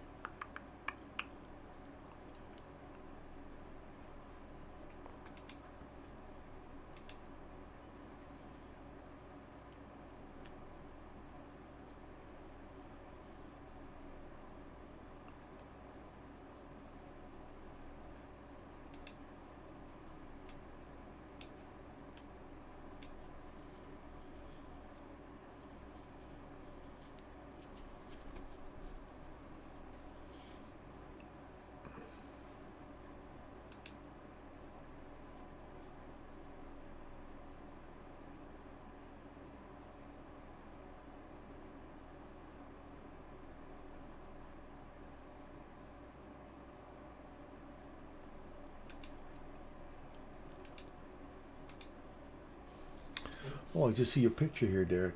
Oh, nice. You took that. Oh, love it. Nice trade, Derek. Oh, man. Discount to premium. I love it. Discount to premium, premium to discount. That's the way to haul it in, buddy. Wow. Well done. 2 to 2.5 standard deviation is the key, I think. Yeah.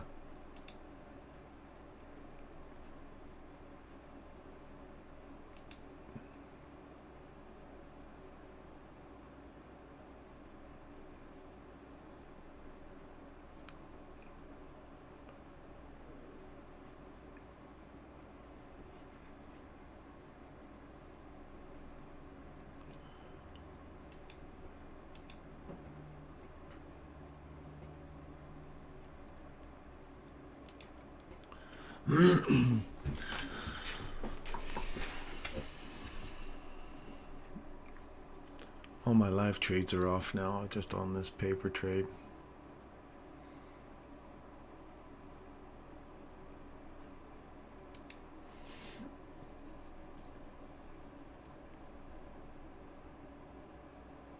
Oh, you just had it marked for upside. Oh, I was going to say it looks beautiful.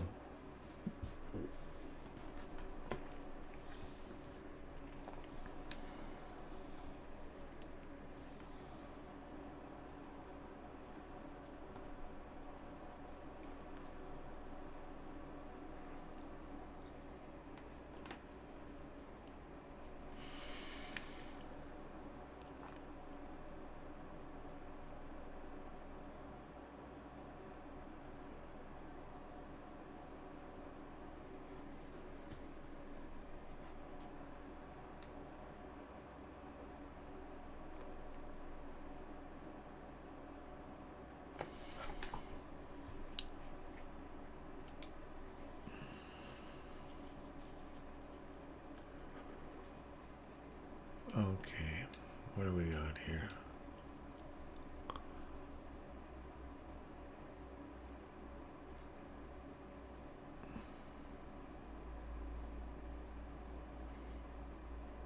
I'm done waiting.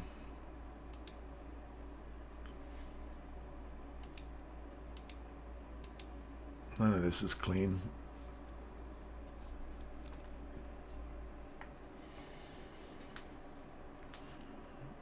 We're at a premium of this little tiny range, so I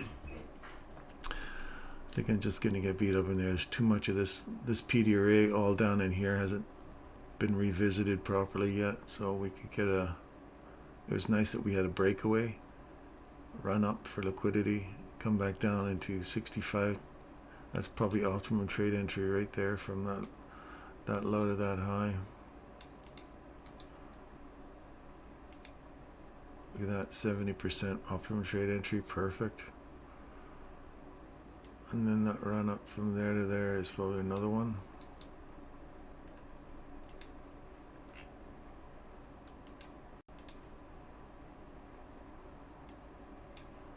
%, perfect retracement to there. So optimum trade entry back into the mean threshold of this order block, and now you've got this one here. So I bet you if I just kept reducing these, you'd see the same kind of setups in that range. There's a 70% optimum trade entry. Now if you do this one here, you'll probably find another one in here. So they're all optimum trade entries.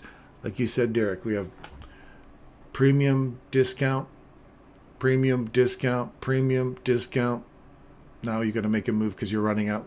You've compressed this so much now, you've got to blast. You got to take out some new direction, right?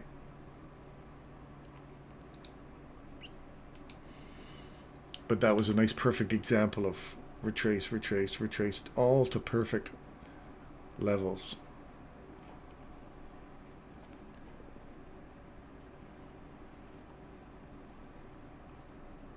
Now it's got to expand, so it's either got to back into that array there.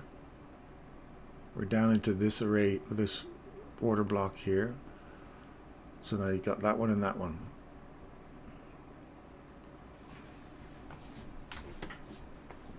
And we're in the lunch hour now.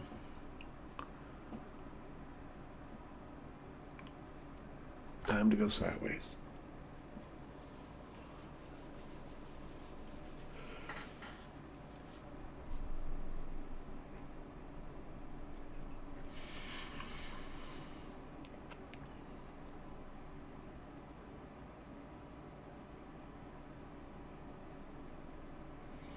So now if you go on to the 30-second chart, you'll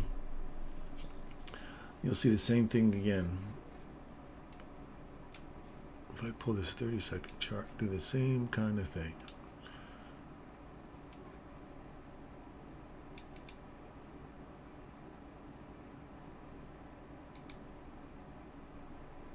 Settings, reversal. Watch this. Optimum trade entry. Then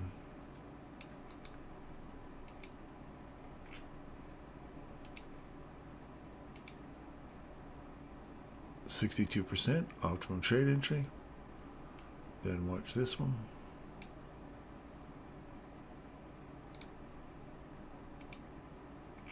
Nice deep discount on this one. 79% retracement. Then watch this one.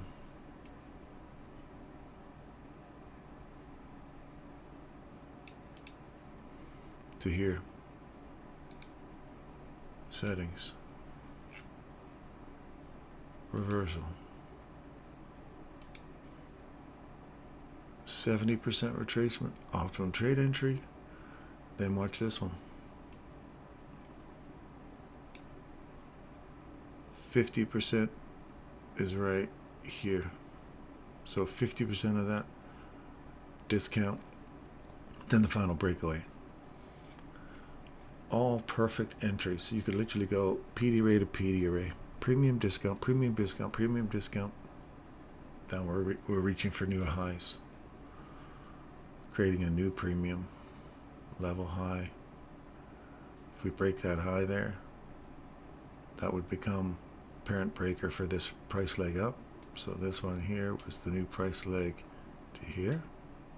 So you're looking for that to run to somewhere around here.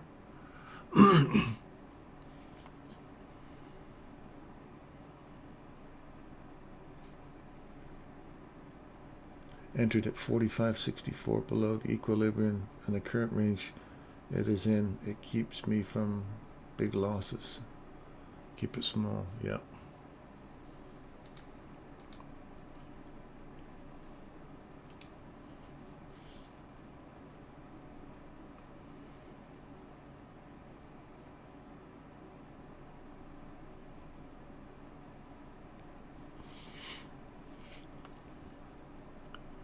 And you're in, I think you're in the,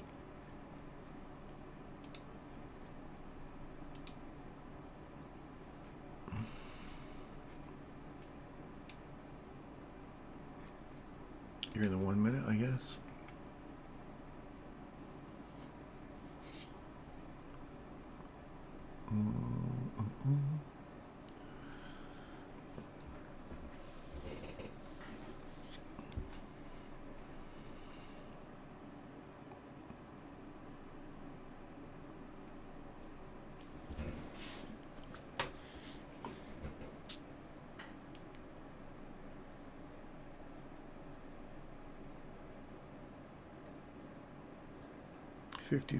$50 profit. Good for you.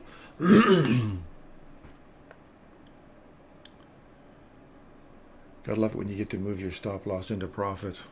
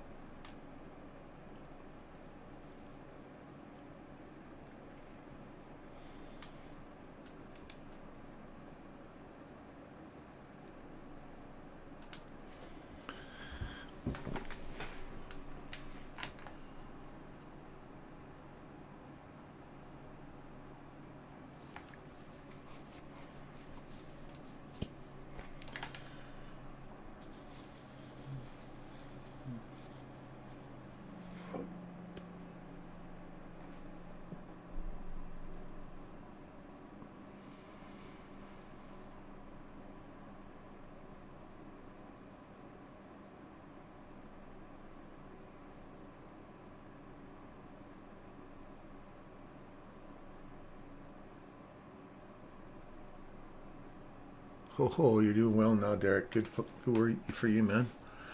If you're long on that, you either hit your take profit or you're in some nice serious run there. Good for you.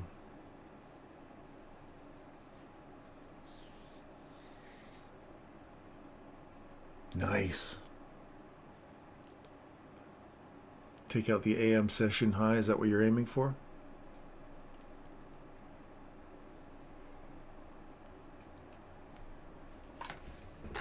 That's a nice little nibble, man. Nice. That might be able to take you to a laundromat. Get your clothes done there instead. You're going to go for a night out. You just paid for all your work for the day right there. No laundry for me, honey. I'm driving to the laundromat. I made $280.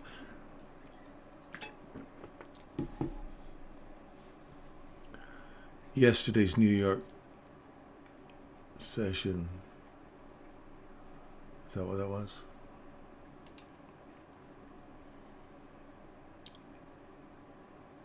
Oh, they've got New York AM and New York PM here. Oh, this is New York AM. That's PM, right? Okay, I got the thing sits above the line, and I thought that was sitting underneath it. Okay, yeah, I get ya. It ran those nice highs. Beautiful. Nice work, man.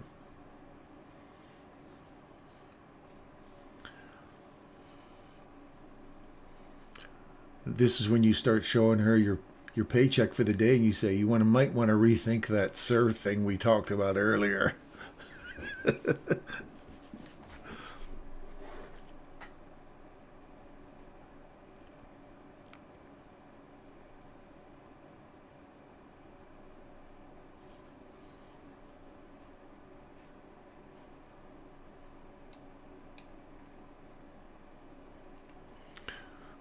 Yeah, you got a nice charge up here now. We've got these old highs at 45.74. Those relative equal highs above you there now. There's a little tiny fair value gap sitting in here. A couple of days ago, last Friday, has a little fair value gap right inside that breaker.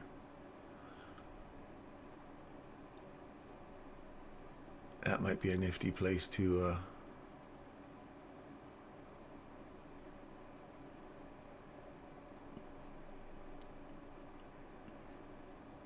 reverse.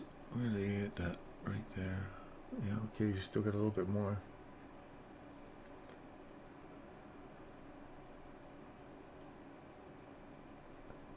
Let's go back to the Sir conversation, sweetheart. And if you were on one knee when you said it, even better.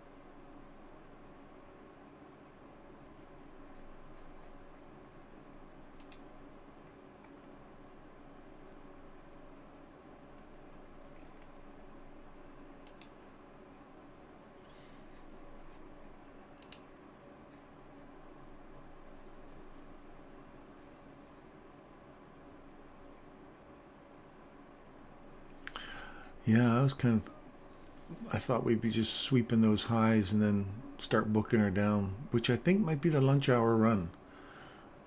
We'll see what 1 o'clock does, but if we pump up above those highs here for 1 o'clock and then do a quick reboot, like a strong run back down for that low side we were looking for, that would be the push for me to see that run up to there.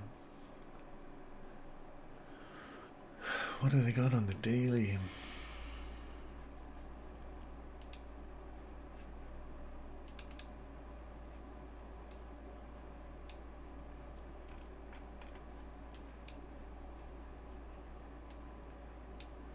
Yeah, there's still upside, Derek. Look at that. That little price imbalance still up there.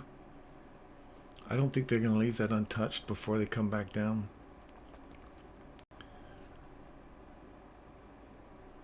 Yeah. I think we're going to take out Thursday's high.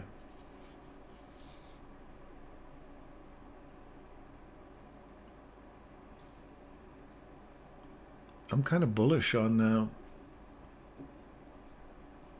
S&P right now. I like that upside objective there for the week. Tuesday, Wednesday high, fill that right back to this breaker here, and then maybe a retracement.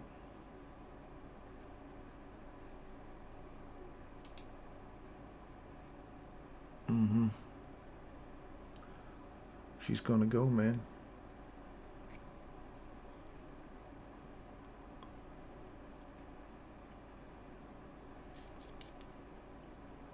Now you gotta look for time to get in. How do you catch that now? Let's see if you get a retracement for lunchtime and then a continuation into tomorrow.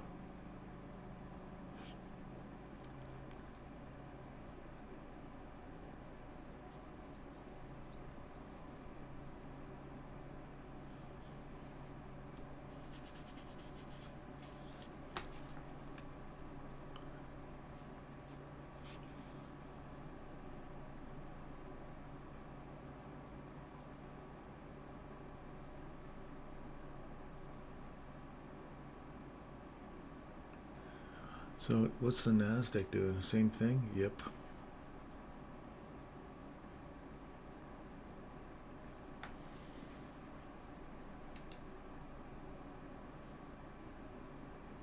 I think about my thing today again, once again, has been I've closed my orders too early.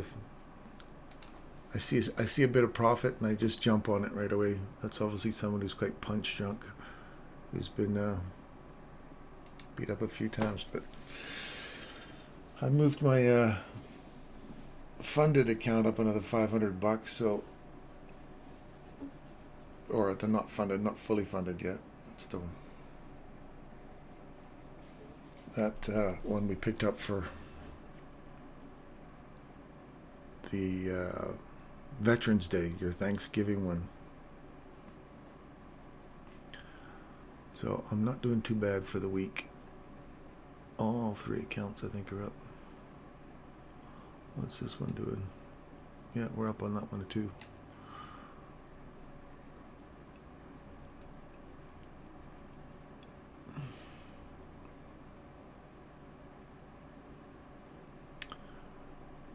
Mitigation block here. No, I guess that would be a swing point. Not a strong breaker, I think.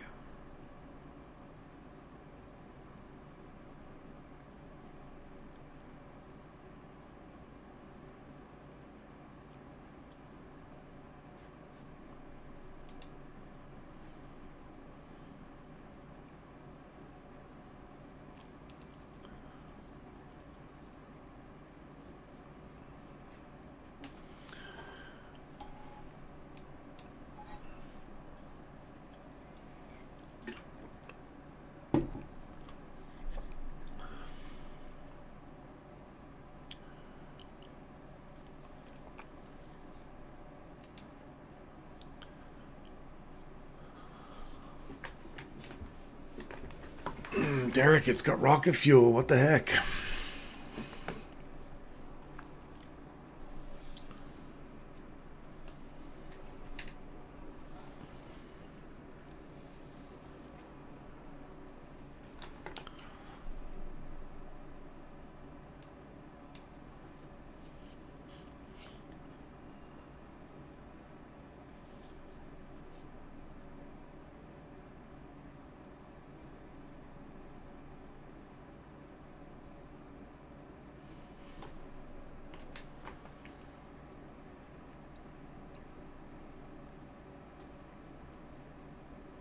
Uh-oh, the tweezer pattern's starting to form.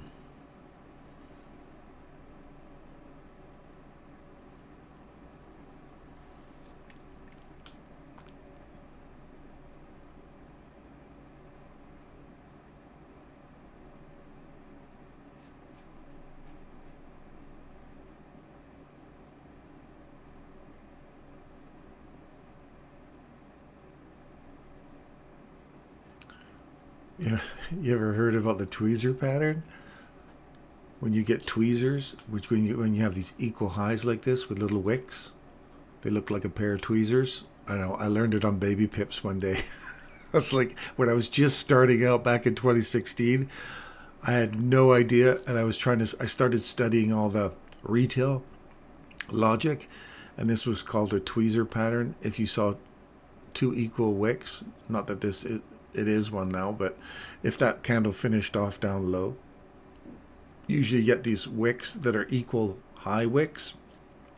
They call that a tweezer pattern. That's not a tweezer anymore, but not that. And then usually that was a point. When you saw tweezers, that means that had a temporary high and it was going to retrace.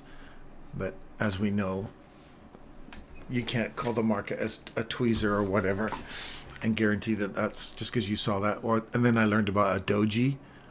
Doji seems to be a lot more realistic in terms of a reversal. When you see this little doji right here, a doji forms at a specific time of day, then those are usually indication that they're heading the opposite direction. But as you can see here, that doesn't necessarily mean, unless it means this is pointing in the opposite direction of where it's actually going to go. Opposite direction where it's actually going to go. And I'm trying to look for all these highs and see if I can see dojis in here. So you know what, you must know what dojis are, but anyway.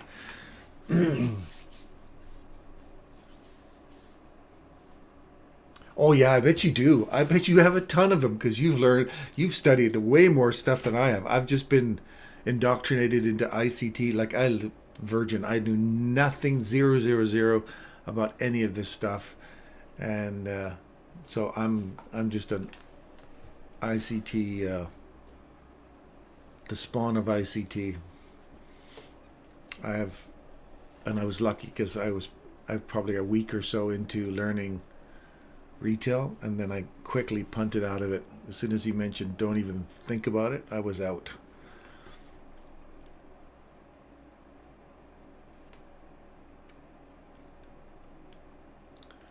Candlestick pattern guy as well. Yeah, remember reading books, a pool on candlestick patterns. And none of it's, you think about how much money you spent and how much time you spent on all those things. Yeah, hammer, exactly, off grid. A hammer is another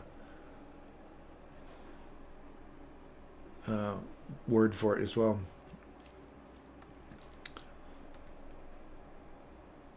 So yeah, you think about how much time you waste on that retail thinking.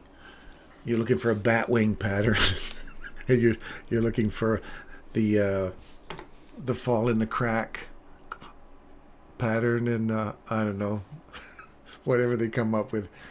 The head and shoulders pattern seems to be a very common one, but when you look at using ICT principles based on head and shoulder patterns, you go, well, I can see why your head and shoulder pattern kind of works, but it's better explained, and when to get in it is better explained in an ICT principles.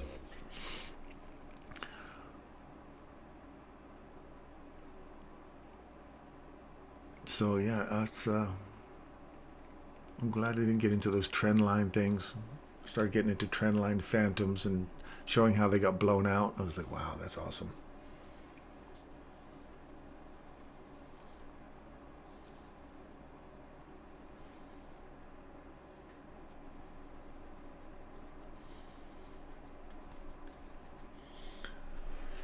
MTI is big on animal patterns. They have actual animal patterns. Have courses on them. You can buy software that will identify them. Your charts. Crab, butterfly, bat.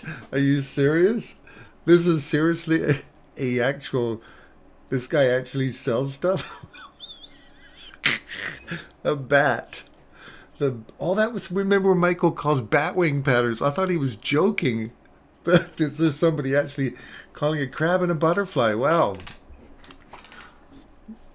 That was I'm sorry, I don't mean to laugh if you actually paid for a course like that, but I find that quite funny. A crab.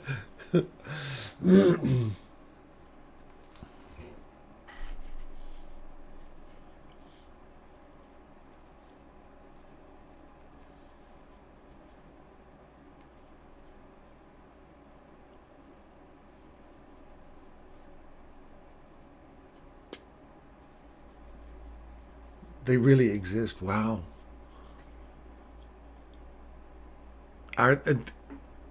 When you look at them and you add some ICT logic to it, do they make a little bit of sense when you add a little ICT logic to it? Or are they just completely falsities? They call it harmonic pattern trading. Oh, okay. I didn't pay for any of it, but I knew people who did. Gave them super 50% win rate, which means 50% loss. Terrible. Okay. By the way, diagonal trend line liquidity is pretty useful. It helps in knowing depth of retracement. Trend line liquidity is pretty useful. It helps in knowing depth of retracement. I don't know anything about that off-grid. I have no idea. I studied this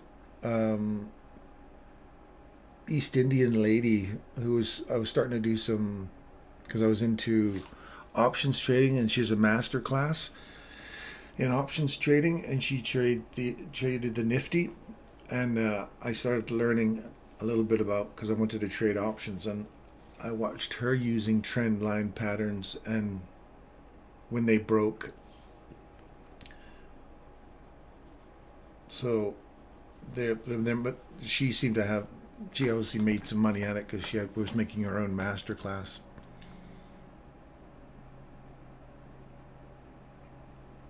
And if you're good at reading depth of liquidity or depth of retracement on a diagonal trend line liquidity, good for you, man. Like, that's amazing.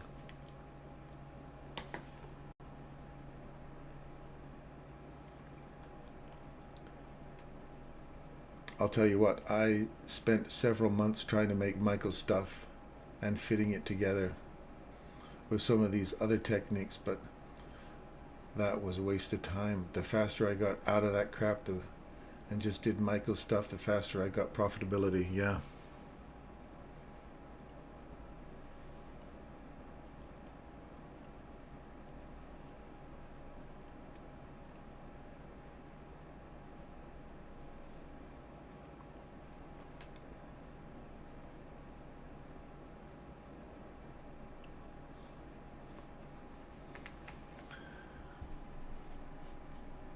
True that, my friend. You get hearts, many hearts. I agree. Love that idea.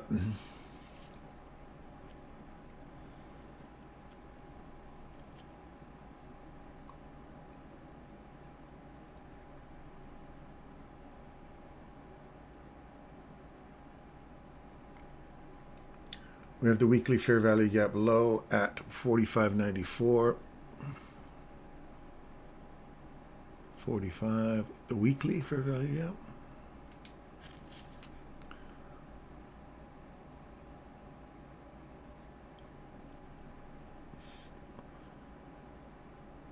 We have that weekly fair value gap low at 45.94. 45.94.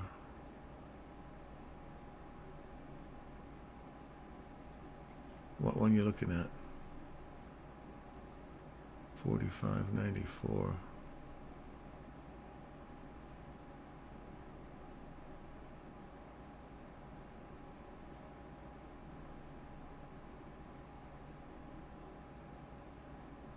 I don't know where you're looking at.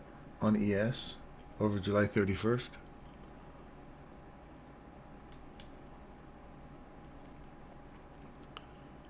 July 31st. Right here. I got a little tiny fair value gap here, buddy, but I don't have it at 45.94. I got an old 45.47 to a 45.54.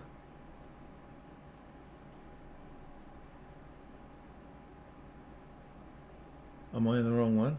Yes. Yeah, that's a yes. Yeah, we reached the bottom of it here, came back down, and yep, weekly before, yeah, week before, week after.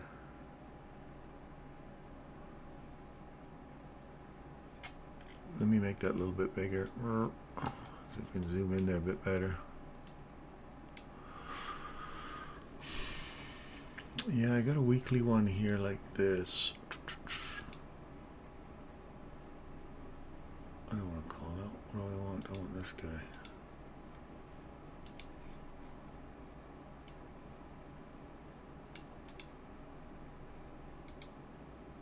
Do I have a template for a weekly? Do I have a template for a weekly? I do not. Okay, let's go to template for weekly settings.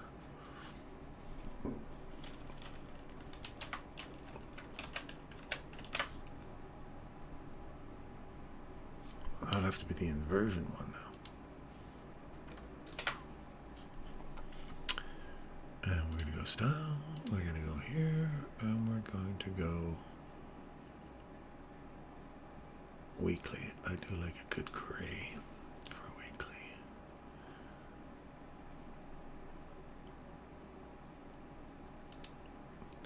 Save as.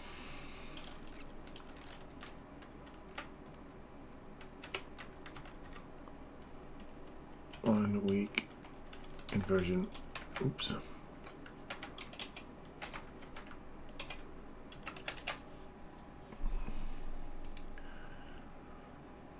Okie dokie. Let me move that. I like the way you've got it to the right. That way I can see it all the time.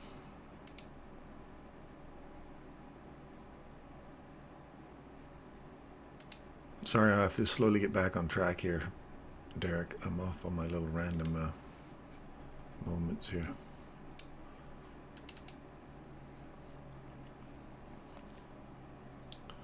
So that's the weekly one here.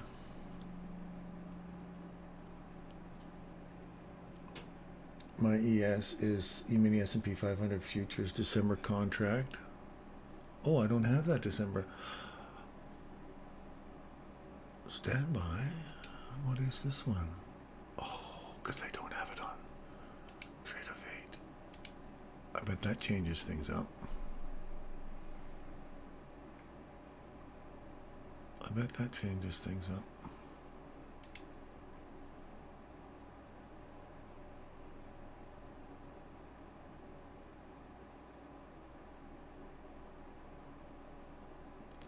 Hello. That changes things up a little bit. Yes, I agree, man. Look at the difference in those two. Holy macaroni. I think I'm going to start using those because they're just going to confuse the crap out of me if I don't use... That's December. Those are all the right contracts. That's the right contract. I'll make sure I'm using all these correctly here. I might get rid of my futures, December. Now ES, this is the one that's the one we're looking for. And you mentioned about the weekly, which is right.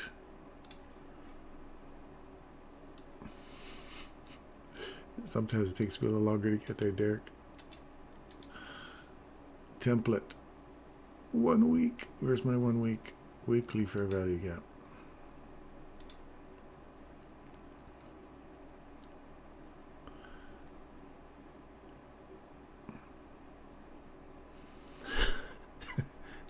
Hey Derek, what do you think about that low on the weekly at 45.94?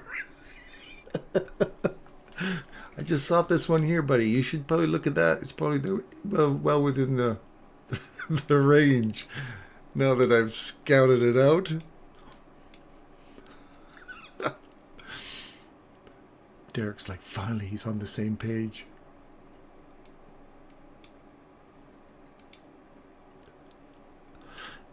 Yeah, I was looking at this spot right here at 45.94. What do you guys think of that?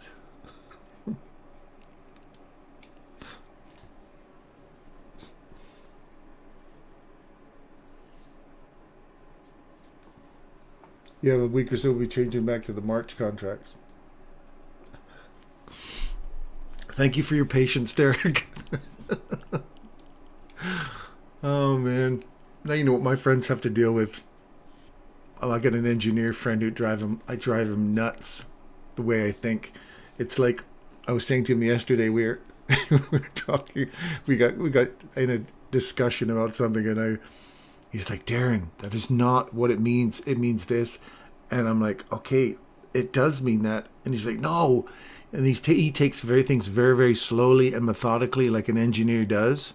He looks at this one step, and I go, oh my God, you're like a new student that I've just brought into the ambulance. I said, you will come in and you'll check a patient's pulse, and you'll go, I have to check for 10 seconds. There is no pulse.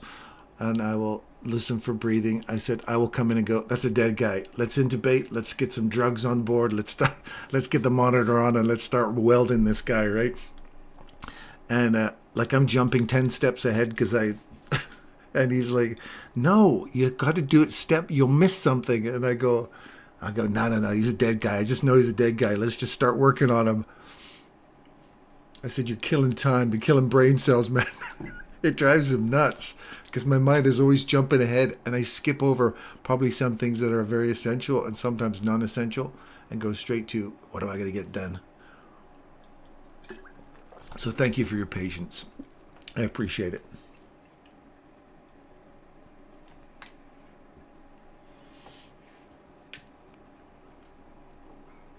You have to put up with this, Adam. This is what I'm like, buddy.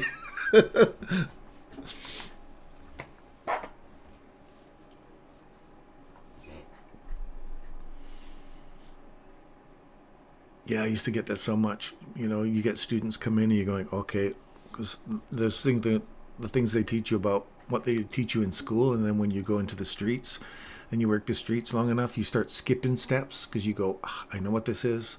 I know where I'm headed with this. Which for a new person, if they skip steps, they just end up going down a wrong algorithm. But when you get a little street skills for a while, you've been doing it for a while, you start going, nope, I'm going straight to this step. I'm not going to sit here and fiddle around for 10 seconds for a pulse check. The guy's cold, he's blue, he's gray, he's stiff, he's got, you know, lividity and rigidity, and I go, you know, he's a dead guy. Don't even bother. You know that smell? Yeah, he's dead. You don't have to check a pulse. He's done. There's nothing we can do for this guy.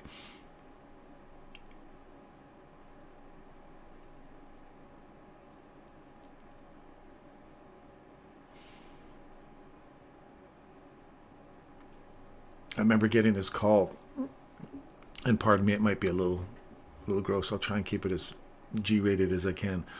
We had a call for this head-on collision on a highway, and there was this kid that was hurt, and when there's bystanders were on scene, and there was another ambulance service that picked up a patient and left, and this poor kid was lying on the ground, leg was completely off at different angles, and I looked at him, he's blue-gray, and I said to my partner, get him in the truck, like load him up, get him in the truck right now. And his legs, both legs were just snapped and off to the side. And I'm like, and his arm was snapped, like he was multiple trauma, right?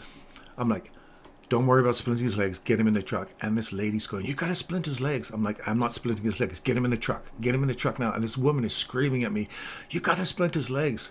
And I went into the truck, got all the stuff ready, and I poked my head back out. My partner, they're playing around with his legs. And I'm like, get him on the damn thing. Get him in the truck now. We got to intubate this guy. We got to get him fluids.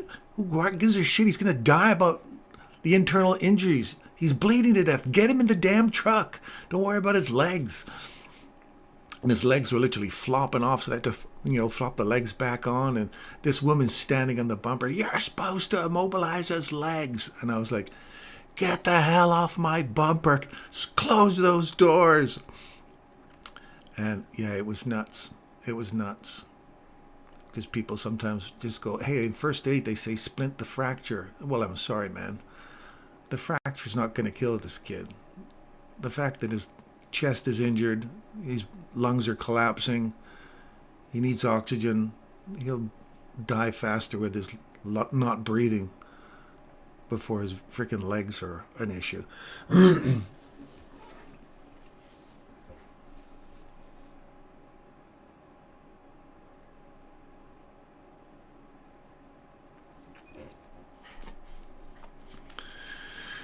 Yeah.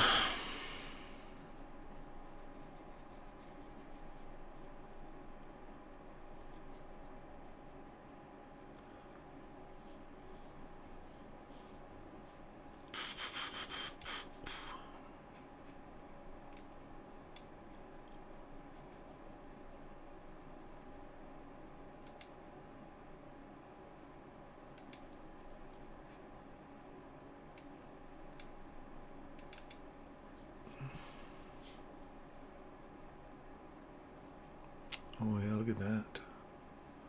Return to breaker.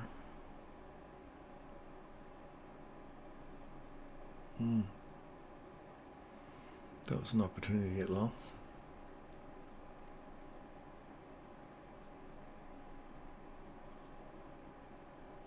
Oh yeah, what if he could hear?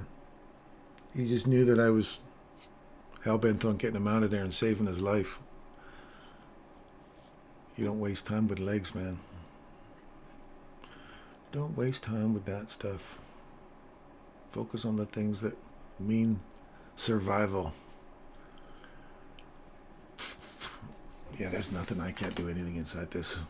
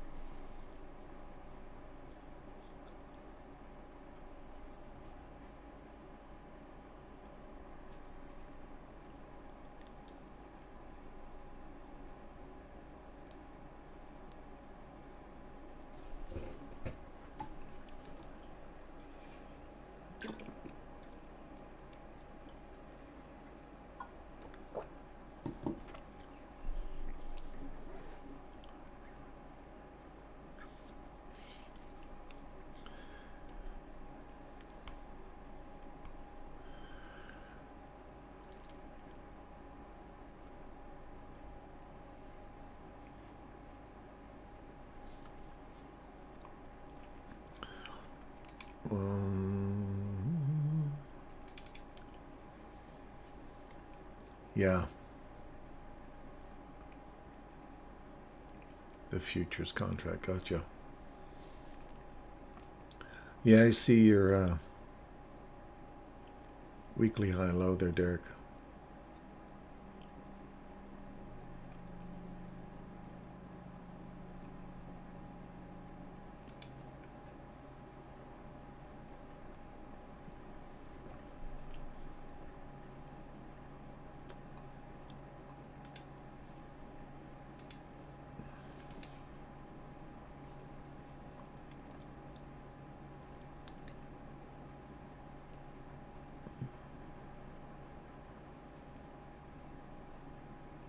Yeah, I agree.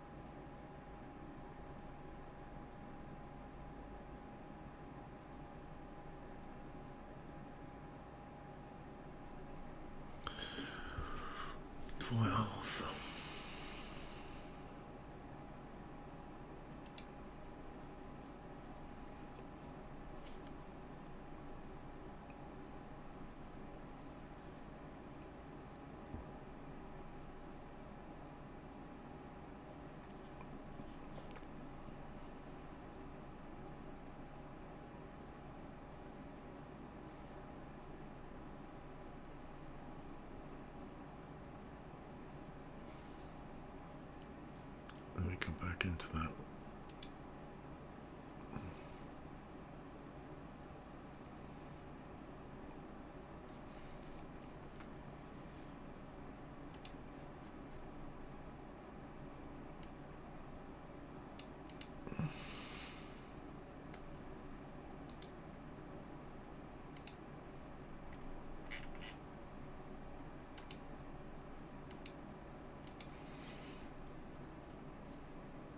Oh, I like that 62% right there.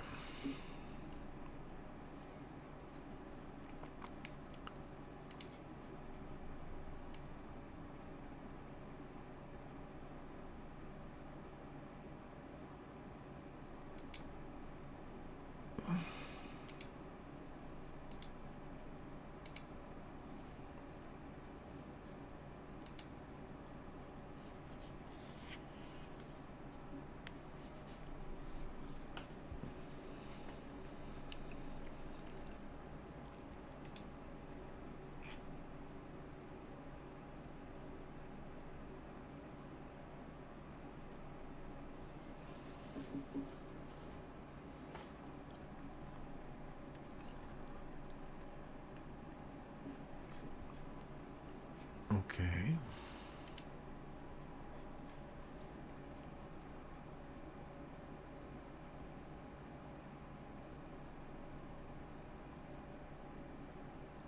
Took a long on ES, got my ass handed to me.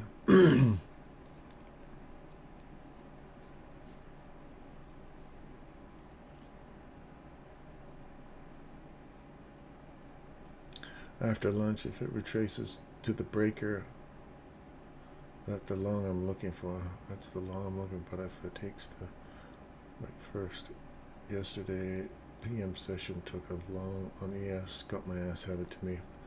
Brother, would you prefer taking one trade with 20 handle stop loss and potential for 80 handle reward, or will you prefer several small? Well, that all, off grid, that's a good question, really. I like what Derek's doing today.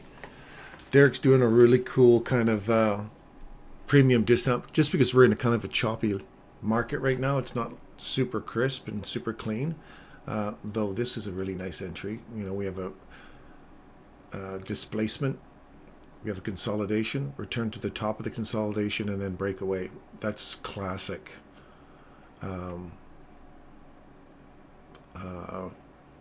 ICT setup right there.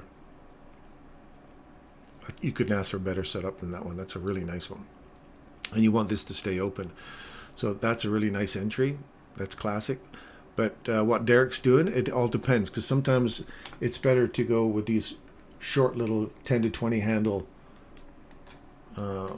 hits if you're inside a range and it's a small tight range and you want to go premium discount, premium discount, premium discount. Like, those are classic. So if you got here and you realize that this is a break in structure, you got below this thing with a body right here, this fair value gap. Let me show you this one here. So this fair value gap here, as soon as there's a body that gets below that, it starts to tip its hand to you that we're heading down. So you come back up, hit it right here. So there's the body that breaks below it. You come back up, you go short here, and you're aiming for the optimum trade entry, which is inside this range here. So if you take your fib tool and you say, well, if my entry to go short is going to be back at this consolidation, I want to find a way to get some quick pips out of this. So that's the guy I'm looking at right there. Get in right on that candle's high. You're going to short there. Stop loss will go above that fair value gap high. And then you're going to aim for 70 to 79% retracement. But you have to look for what PD array is sitting in the discount that you could reach for. Well, we've got this consolidation in here and these old highs. Well, you'd say that would fill that fair value gap. So I would go for that fair value gap right there, a fill. Well, the bodies hit it. The wicks give you a little bit more juice down into this guy. But that would be your downside objective. Or, so you'd snatch, what is that, 23 down to, so that's 30 pips, 30, just short of 30 handles there, right? Quick and easy. Then Derek would do something like, okay, I'm back here. Now I want to go to 50% of this range, right? So then he'd say, I'm in on that.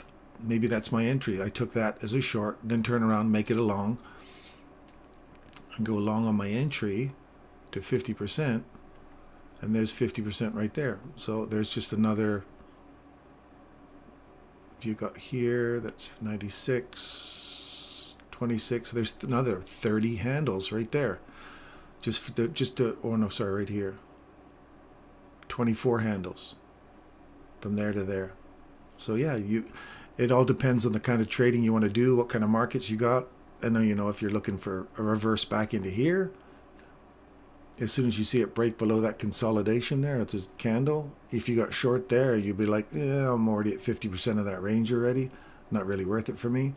I wait for a breakout above, and then here's your breakout. There's your impulse leg, fair value gap, comes back to the edge of your fair value gap. That would be your first entry, second entry. Third entries would be down here. One of 3 places you can enter. That would be your first one, aiming for that high. That would have been 37, to 47. That's 10 handles right there. So there's 10, leave a piece on, so on and so forth.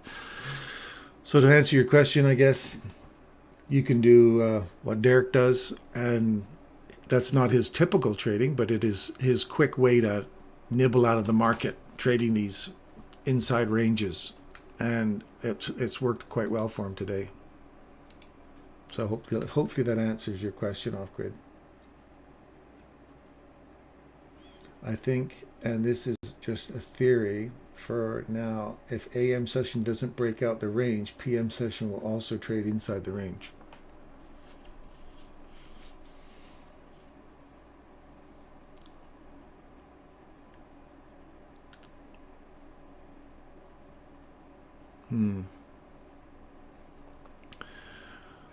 See, I'm liking this, exactly what we were just talking about in here. If you look at this range right now from the low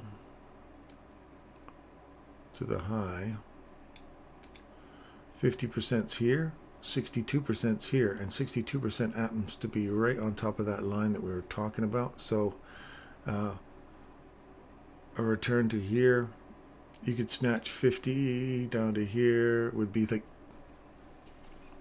22 handles right off that low there.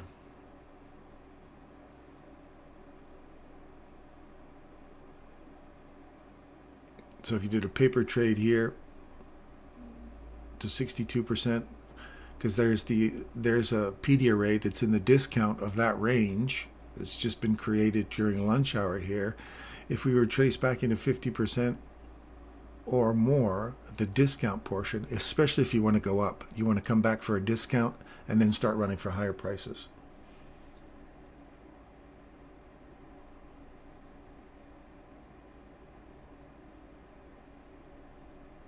You're losing the 1129 low for my lower fib.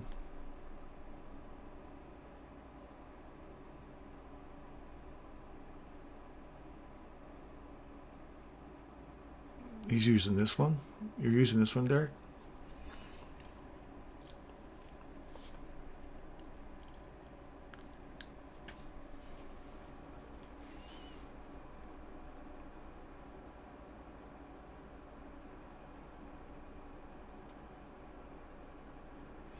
So I'm just going to, out of curiosity, sell that one. And I'm just going to put my take profit right at 62% here.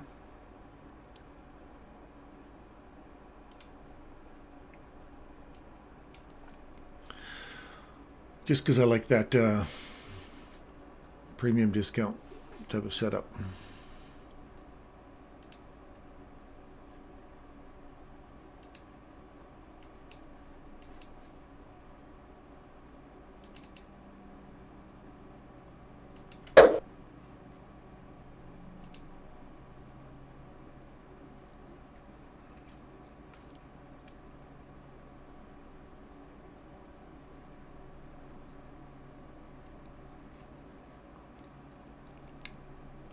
Stop loss will go right there.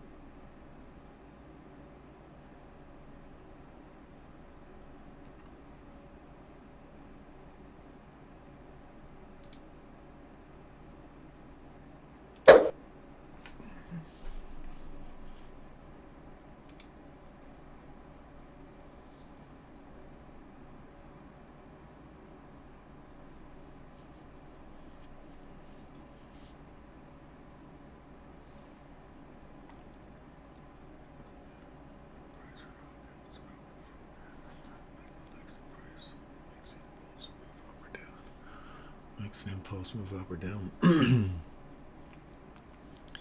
Yeah, we're inside this mitigation block right now.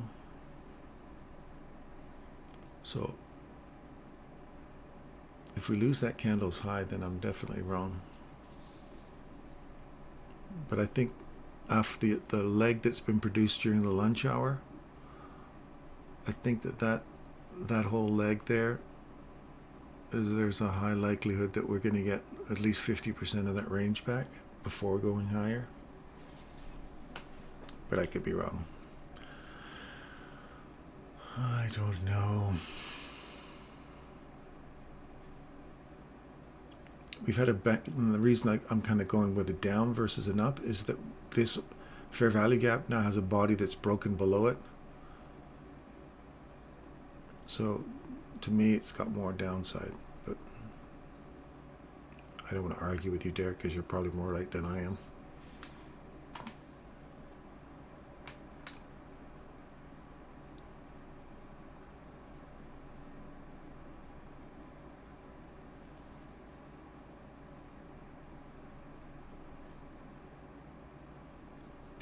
And keep a close eye on my stop loss. When I get it up to break even, I do so, I mean, within reason, because it has moved 3 or 4 handles. I will move it to high behind the break even order block or something like that. Yeah.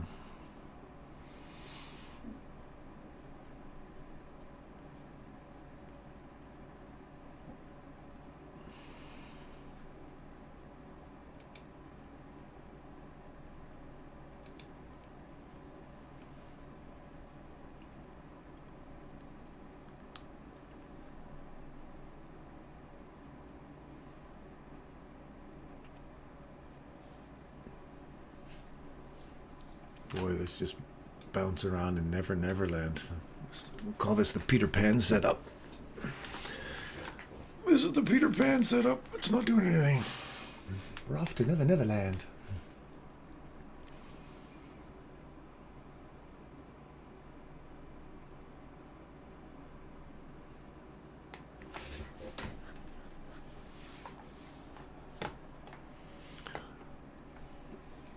Yeah, I'm just paper trading this out of curiosity about what I was just explaining here with these fib tool pulls.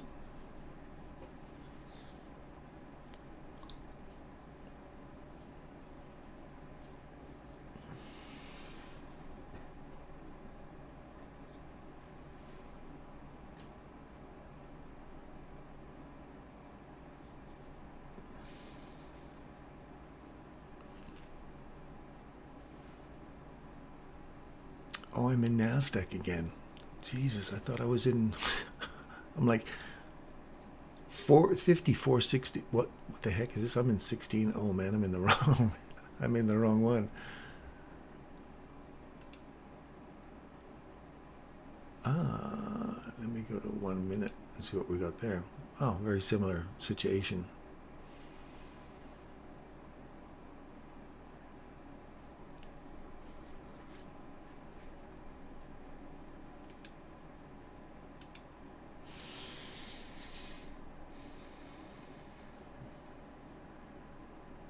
$12.04.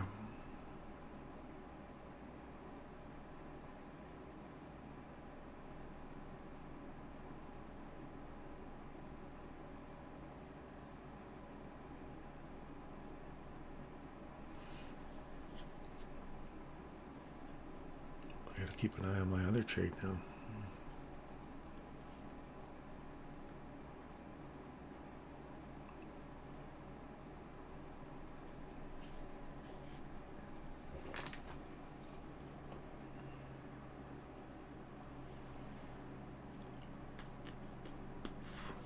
Mitigation.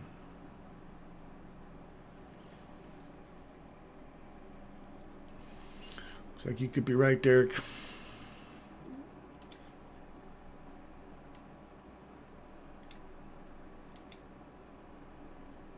$62% retracement.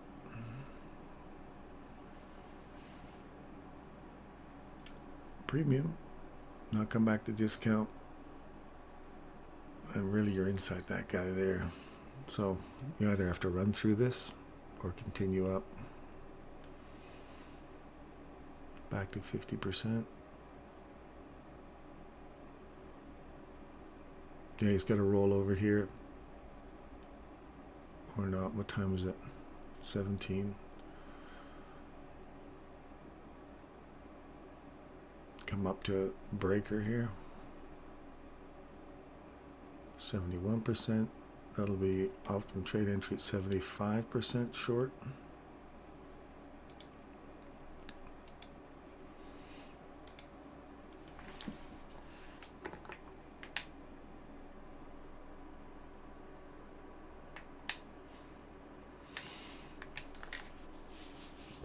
Now you want to see it clear all the way through those. I don't want to see that keep running back up again.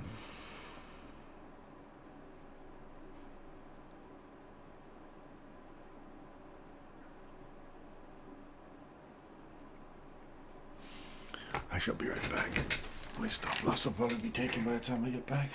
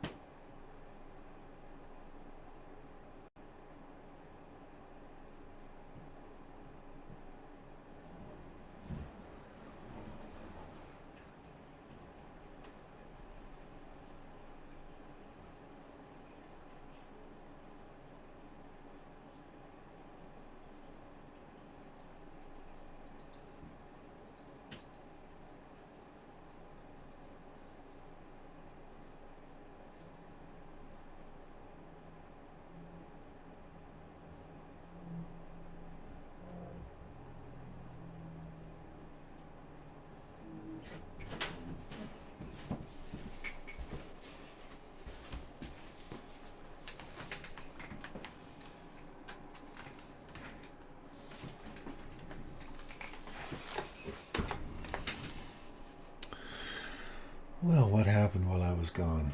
I see there's a fair value there below. I can tell you that I may get out. I do expect to take out these engineered lows before it moves back up to 1 minute boogers.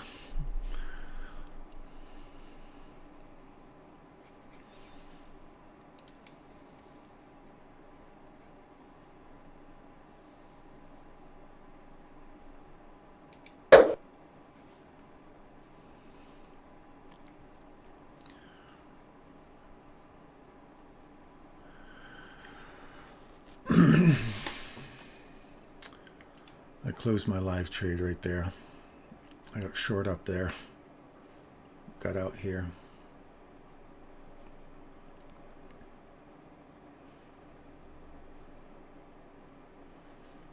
I thought I was in my live one was in this, and my demo one is in this. So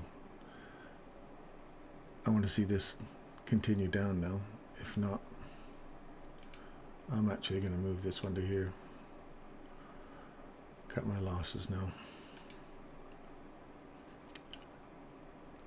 So what this accomplished in, I managed to nibble a piece out of here in a live one for these equal lows and that fair value gap, which we got. But the Nasdaq's not doing that yet. We're still looking for it to take that low out, so it's failing to make a lower low. I think if this waffles around in here too much longer, we got 27, 23, 8 more minutes before it does something.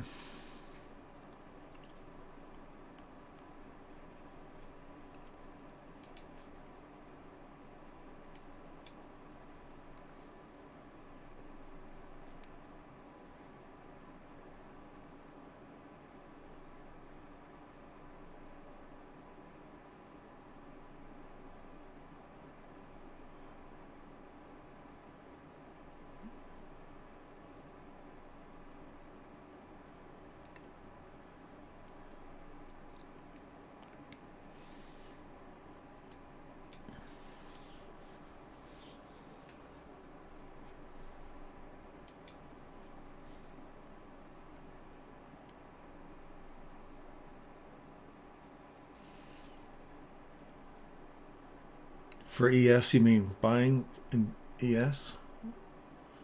Yeah, we probably got another little fraction more to come. The top of this thing, we're still a tad bit short. It's hard to call perhaps this down close candle group here. If we get a return to that. Right now it's stepping down. If I step off of this one here.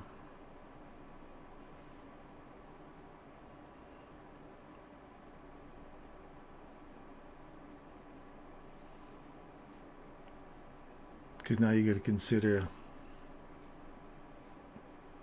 this lunch low getting taken out before the run up.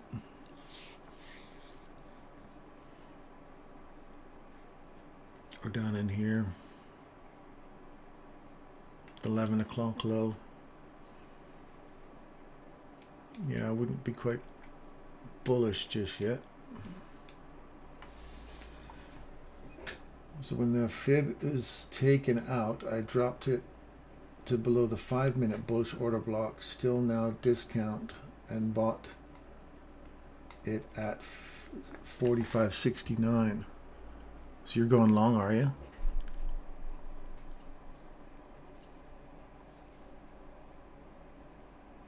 You may be onto something, because I could be in a market maker sell on the sell side of the curve now. Yeah, I agree.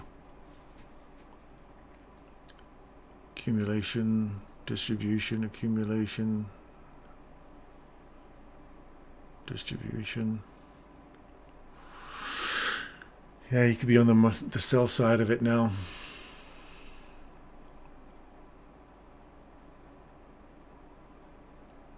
If you lose this fair value gap's high, then I'd go bullish. But look for this inversion fair value gap to hold now. Now we're just going to pop in here, hit this low.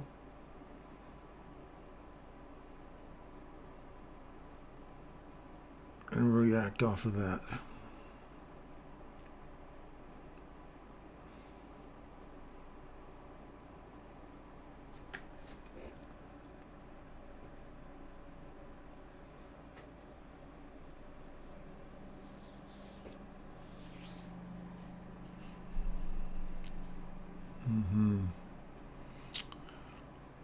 You want to see this whole price here, Dirk?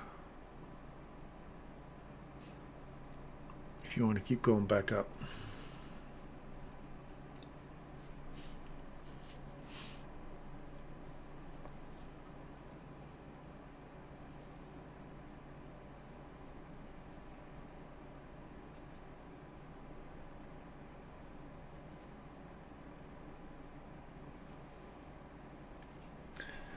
Probably don't practice right because I definitely pull the trigger faster in demo paper trade than I do in real money. Yeah, you know what? I agree.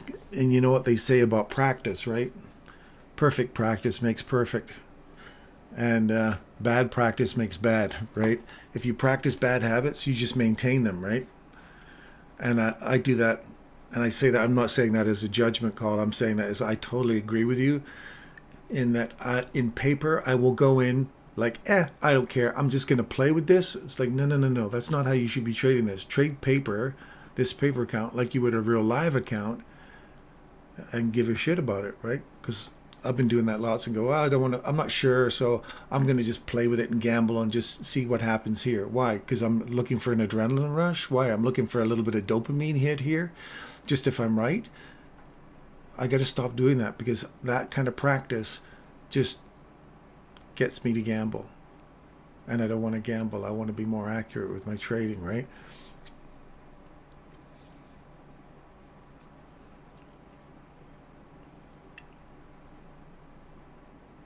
So if we get a close below this candle's high, we get a body close below that, we'll get in a similar kind of, I think it's a similar kind of thing to this. If we have a body that closes below it, chances are we're going to continue down. And then I'm looking at this low that was created at lunchtime. Gotta love dopamine and adrenaline though sometimes. It's all we get. That's right. But my career was very, very heavily based in adrenaline and dopamine hits. And my nerves are fried. So I've got to try and take it a little easier than I used to. My wife says, your nerves are fried. They're completely fried. You do that for 30 years. Now we got the PM session. Now, 1 o'clock. Slam down, take out the lunchtime low. What are we going to do here? Here comes the 1 p.m.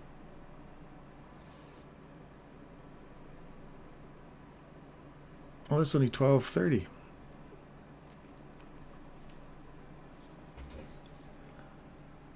Yeah, sorry, Derek. I think this is going down, buddy.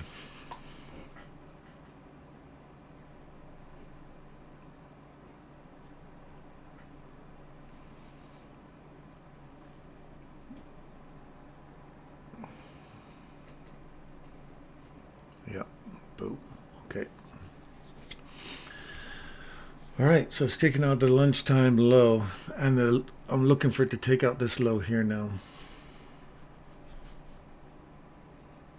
The low just before lunch, and then perhaps we will get a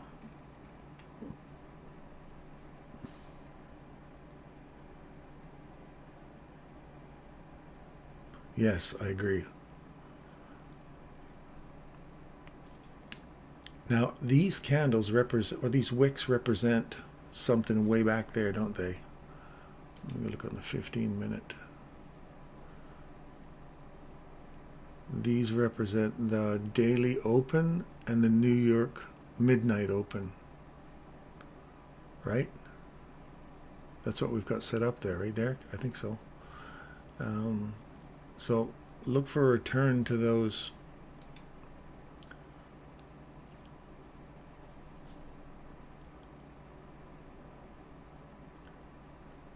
That's midnight, and that's the daily open. So midnight candle was perfectly on the money there. So are we going to run that?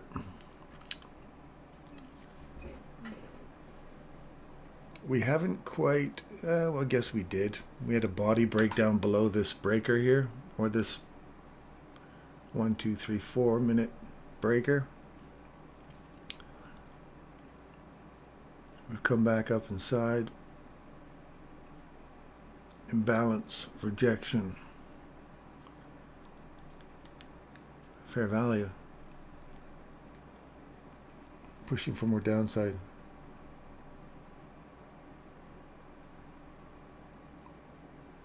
Yeah, lunchtime's still going. I don't know why the boxes are.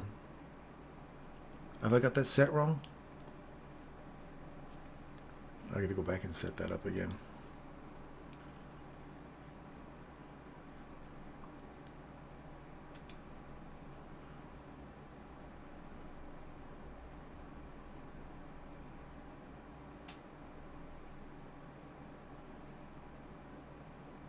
What have I got wrong in this? Have I got the wrong New York lunch session is 12 to 1.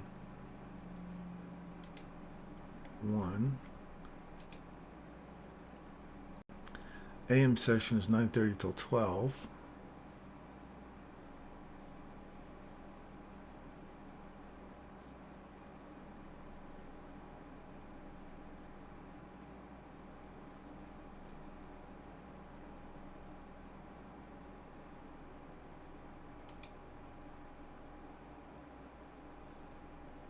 Have I got this wrong down here? New York, that's right.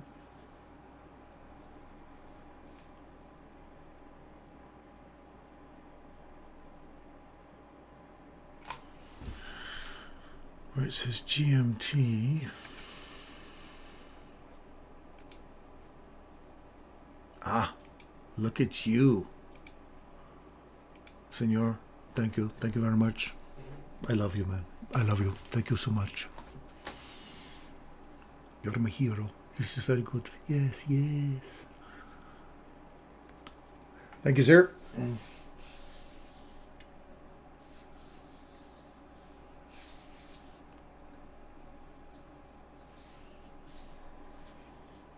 Oh, there is a delay in the screen there, hey?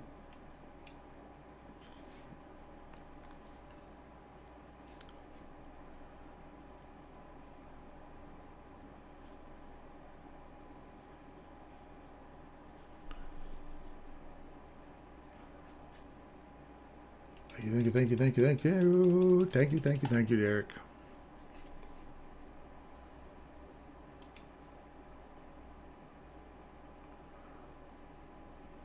We're still in the lunch hour. Okay, well that changes things up.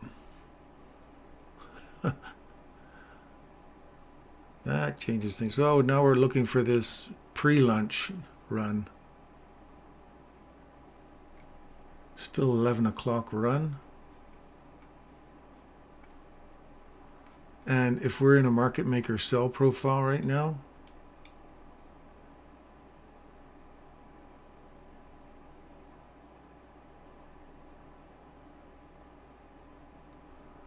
then original consolidation is down here. Would you agree?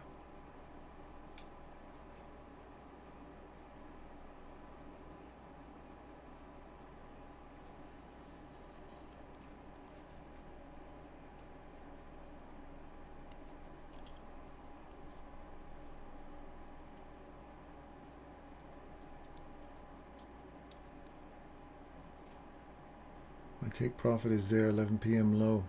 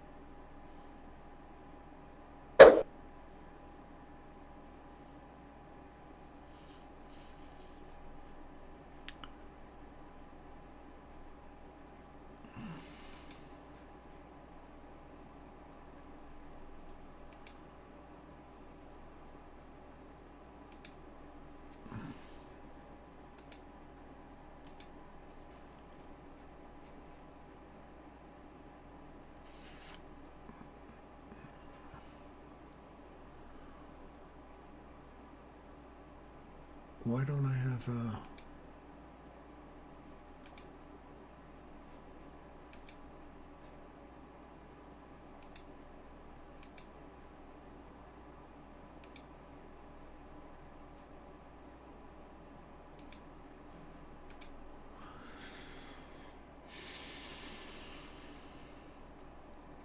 I can't trade that on there. Why is that not working on there then?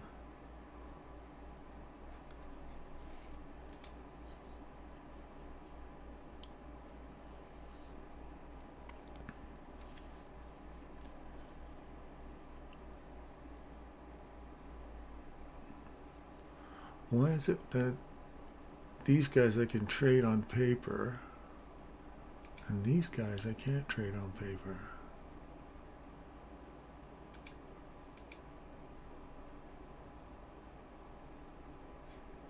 Oh, maybe I have to go here and say trade paper. Creepy, creepy.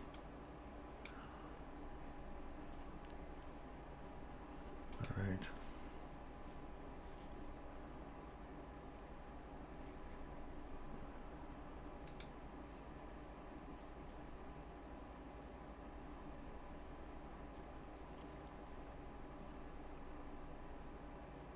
I think I'll join you on your adventure. Sir Derek. And we're going to aim for right there.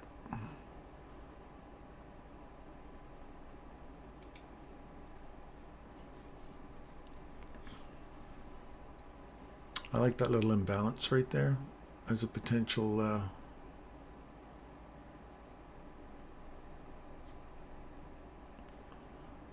run. So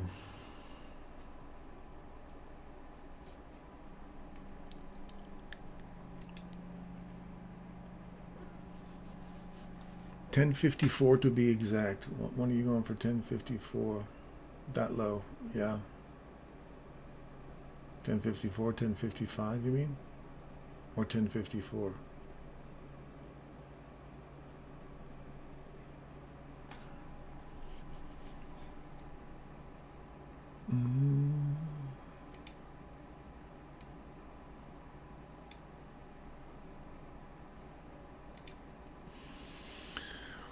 Well, that's more like a one-to-one trade. That's not so much fun.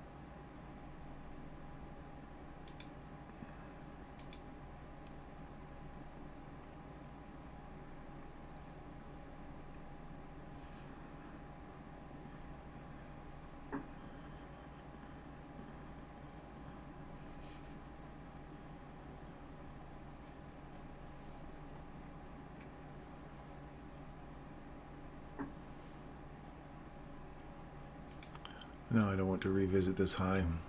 Otherwise, I'm out.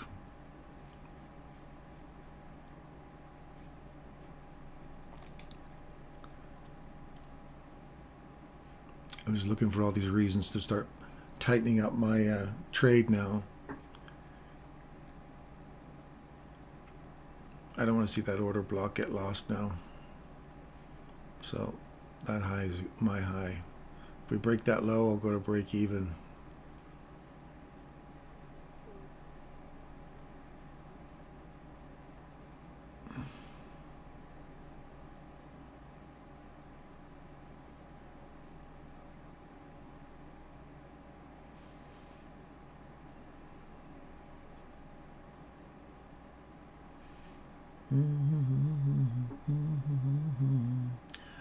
My baby just don't want me a letter.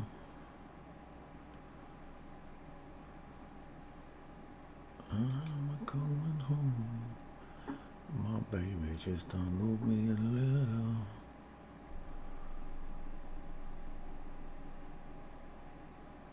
Always gonna make a sad dream.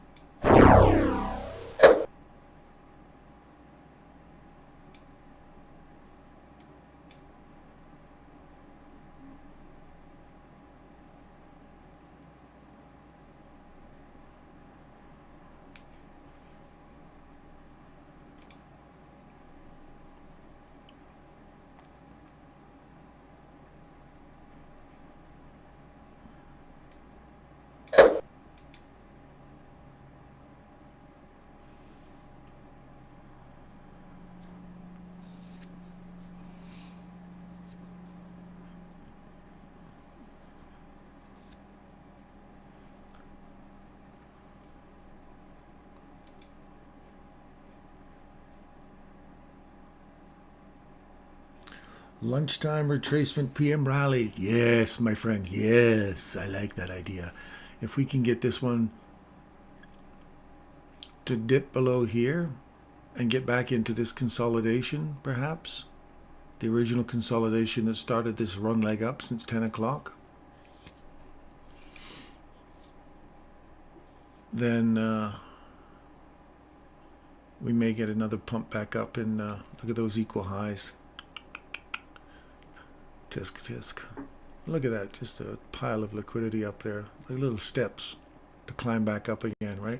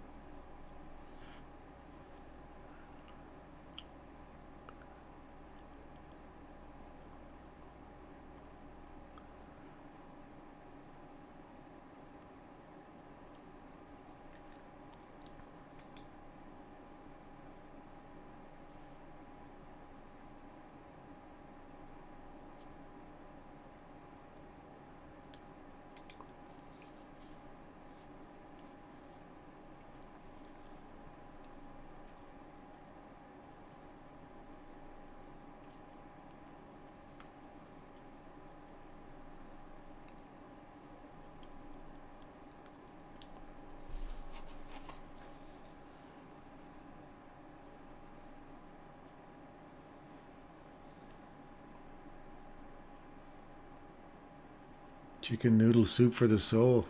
I haven't even had any breakfast yet. I've just been eating my fingernails all morning. And they do say they need more jam, I think. I've had some coffee. I've had a bit of coffee with honey in it.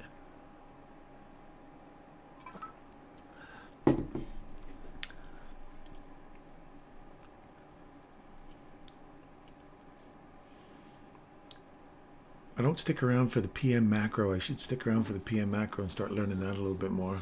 I usually just trade that morning session and then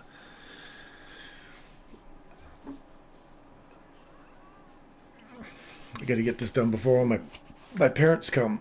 My parents come out here from central Canada. They come out for December 9th.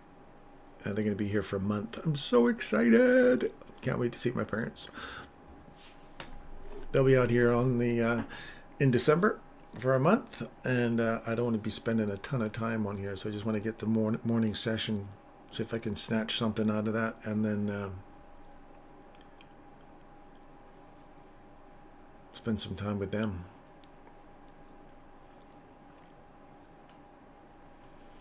Here we go.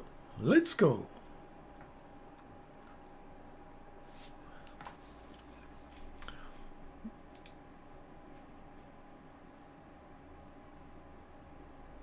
Here we go.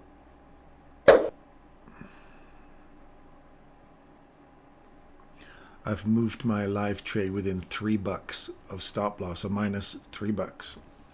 If it comes back against me, I'm only going to lose $3.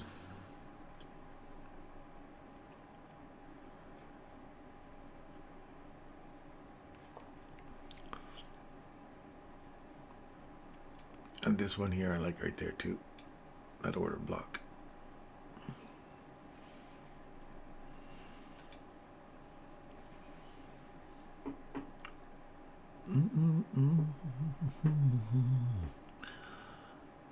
I'm coming home, my baby, don't wrote me a letter. Rejection block.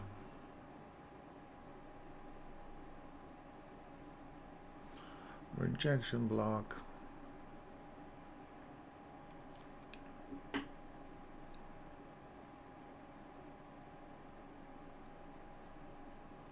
Yes, baby. Come on down.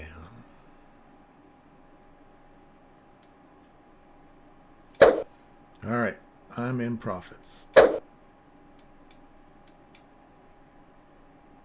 I'll take that. Hallelujah. Hey, we did it. We did another one. I took some money out of the ba-boom, my friend. Ba-boom. That's how she do it. Ting-a-ling. We need a boom alarm.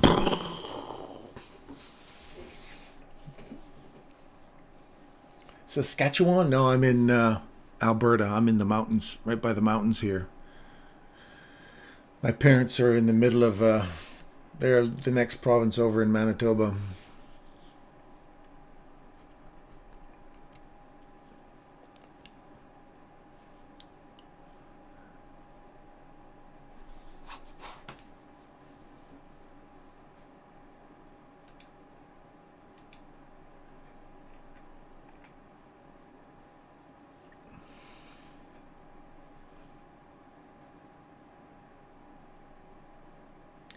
Alberta's beautiful. Yep. It's like BC.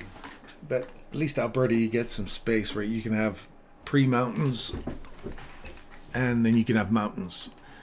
And you can go back to big, wide open spaces so you're not completely claustrophobic if you're in the mountains, or you have mountains and you can get right in them. So that's why I like Alberta or BC. BC's beautiful, but you get right out to the coast if you want to try and enjoy something else. My buddy John Denver always had good things to say about Alberta. You actually know John Denver? The former John Denver? Like the real John Denver? That passed away in the plane accident, John Denver? Or have you got another friend? I've got a friend named Rob Lowe. He's a construction guy up here. He's a project building manager kind of guy. He's a project guy. He's a developer. That's it. His name's Rob Lowe. Everybody remembers him. Everybody knows the name Rob Lowe. Oh, my buddy John Denver always had, oh, well, through his music. Oh, okay. So he's not like a personal friend of yours? I thought, oh my God, that's 2 degrees of separation. And you know how they say 6 degrees of separation? You can know anybody on the planet through 6 degrees of separation. I have a friend of mine who's in England, who was in England, he was over here. He used to work for a company that had a guy who was the grandson of the guy who tried to kill Hitler. So when they escaped to England, they changed their name because they were at a party or something like that, and he saw this picture of Hitler and this guy up on a mantelpiece, and he's like, why do you have Hitler on your mantelpiece? Like, why on earth would you have him? Because it's not Hitler you look at, it's the guy next to him. That's my grandfather. And he was like, no way. Really? Yeah, when we came over, we changed our name, whatever that guy's last name was, to a shortened version of it. So I thought, wow, there you go. So many degrees of separation and you can know Hitler. Not that that's a big hit. Not that that's a big I want. Boy, do I ever want that. But I just thought it was an interesting 6 degrees of separation.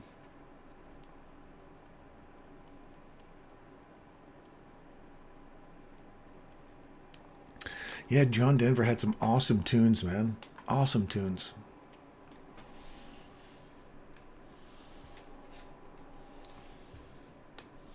Now, what famous people don't know? Ben Darville. You know who Ben Darville is? He's from the Crash Test Dummies. I don't know if you just know who they are down there. And Ben Darville and I used to do acting at University of Winnipeg together back when I was pursuing my degree or my career in acting. Ben Darville was part of the Crash Test Dummies and used to be in this class with him. And the girl, I can't remember her name, when I was an athletic trainer, she came into the gym and I had to work her out. That doesn't sound good. I had to teach her some athletic programs. So I got to meet some famous people, have a chat with them. Oh, and Al Waxman, Margot Kidder, John Vernon. Met them. I was in a movie called Mob Story. I was an extra. New York cop. Got to meet them. I was sitting on Al Waxman's chair one day, and they were cutting my hair. I just got mine. They said, "Okay, do you want to do a?" I knew the person who was doing some of the casting, and she says, "Hey, do you want to be an extra?" And I'm like, "Yeah, I'll be an extra." She goes, "Okay, you need to sit. Your hair's too long to be a New York cop, so we're gonna have to cut it. Just sit in this chair." And it was Al Waxman's chair. So I sat in his chair, and they started, trimming it. And then Al Waxman walks in, and they just go, "Oh, I'm sorry, Mr. Waxman. I'm sorry." And they start butchering my hair. I mean, like they're wah, wah, wah. They're just lobbing this stuff off. I'm like, holy. And he's like, "No, it's okay. It's okay." He was such a nice guy. He's like, "It's okay. It's okay. You're fine. You're fine." I'm like, they just butchered my hair. You could have told them it was fine a few seconds ago. And they were hacking it off because you can't sit in Al Waxman's chair. But I sat in his chair. They butchered my hair. Threw it. People won't even notice it anyway. You'll have a hat on. So I'm like, oh, thanks. So you could have taken a little better time at it. But yeah, that was my the glory days of acting and meeting some famous people.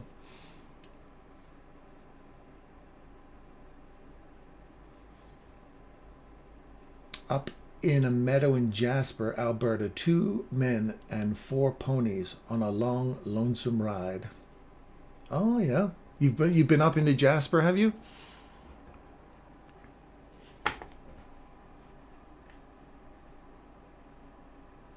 Look at that! Just swept the lows, just what we were saying, and now we've got a swing point happening here. I like this. Now we're looking for what Off Grid was saying. We're going to start to run these highs now. Or we're going to still make our way back down here. I'm not convinced yet till we break a high. I want to see this. If we're going to continue up, that order block has to hold. If not, I want to see it let go and get back down into this original consolidation here. Oh, it's a John Denver tune. Oh, I got so many neat stories, my friend. I've done so many little things in my life. I was one of those, when you got that ADHD, you do a lot of jobs. I've been a security guard. I've jumped off mountains with my hang glider. I've done ocean diving with sharks. I've done the Great Barrier Reef. I've done some really interesting stuff. I've had a very interesting life, I must say. I've taught self-defense programs for medical people down in the States. I used to go to medical conferences and teach. So much fun. You got to do that when you're in your 20s, I tell you. Mucho fun.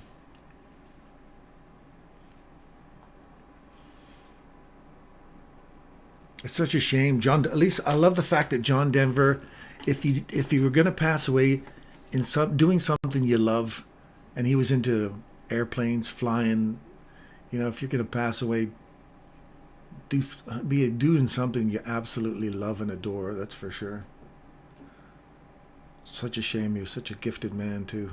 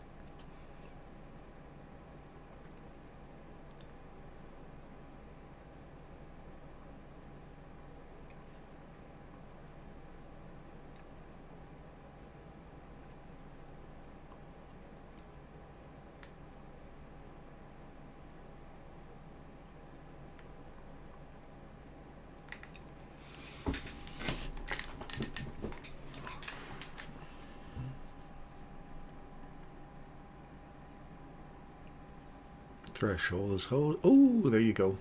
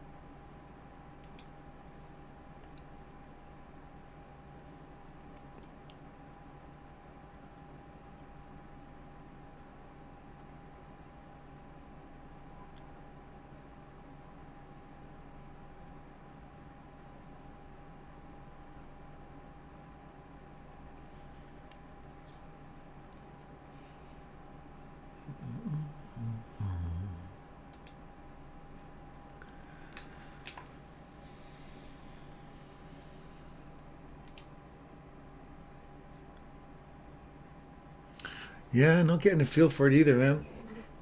I still think it's going to slowly meander down into this original consolidation here. I still don't get a feel for this as a turning point right now.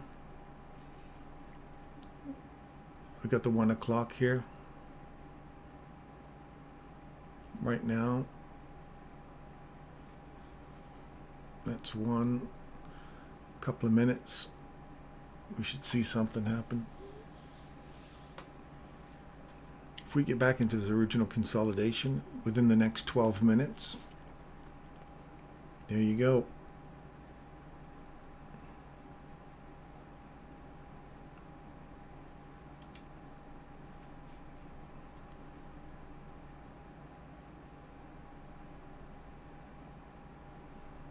Run the consolidation out, or get right down into that little last down close candle right here.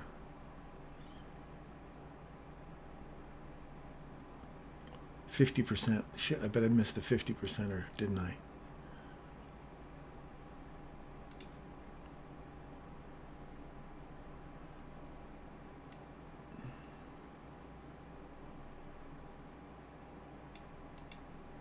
%. Shitballs. Missed it. I was just gonna jump on it too.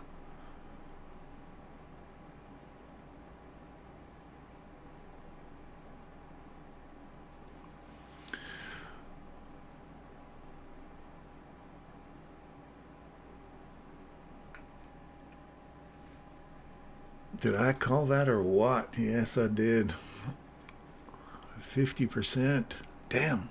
I was just going to try and jump on that 50. I was like, what is that? What is it? Is it 50? Ah, it's already gone way back up. You might get to revisit it one more time. I doubt it. Just out of curiosity. Or is it going to sweep these lows here? I like the 10 o'clock low. There's a little pocket down here.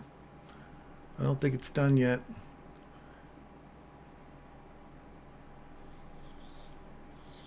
Yeah, we're gapping. I still think we got some more downside yet, my friends.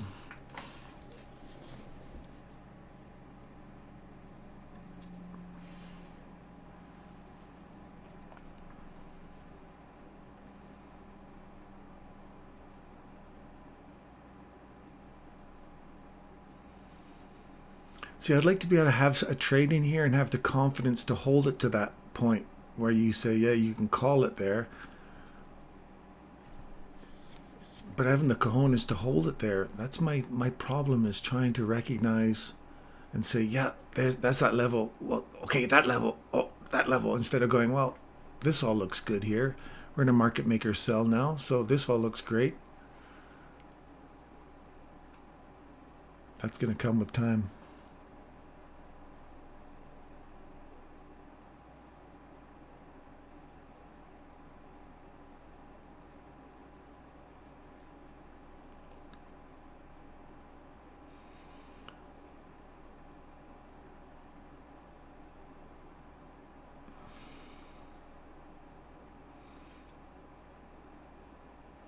Shitballs. I was so wanted to get that 50%. I should have just... No, I'm not going to say shoulda, coulda, woulda.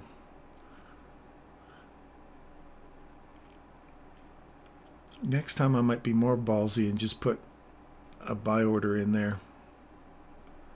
A pending order for a retracement. That literally come down, grab me, and go.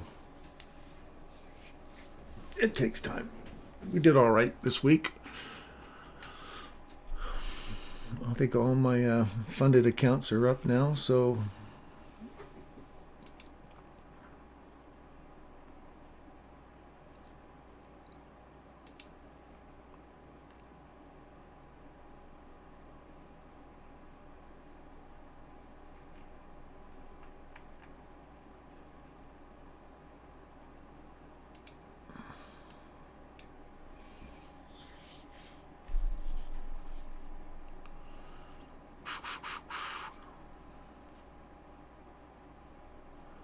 there's a lot of liquidity down here still.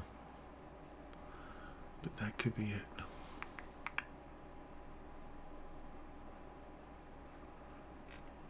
What does the 30-second chart say? Nothing yet.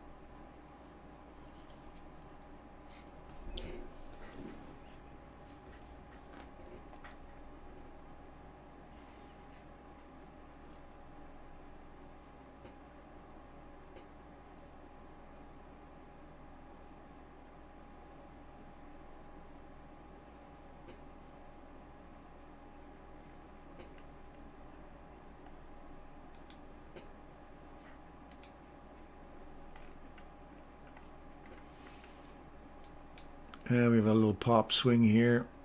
Fair value gap. We're in that. Boop. There. Right off the order block.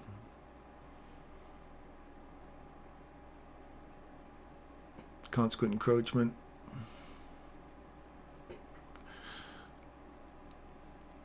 we're looking at precision if you entered in there now and left, or do we have a rollover?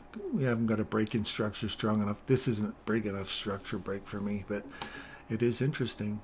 We do have a bold candle above with a fair value gap. It is technically a little jumper, at least back into this breaker here.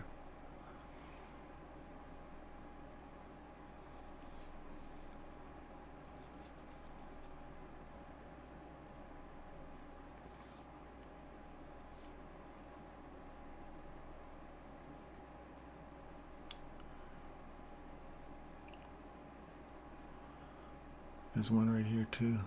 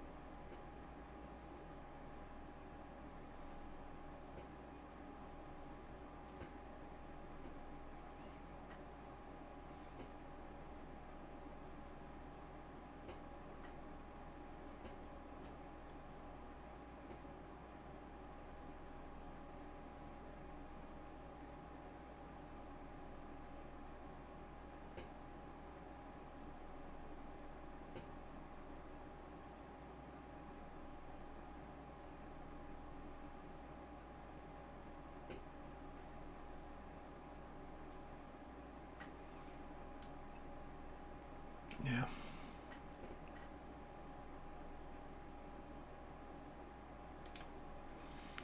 I'm going to go with a long there. Stop loss is going to sit right here in case I'm wrong.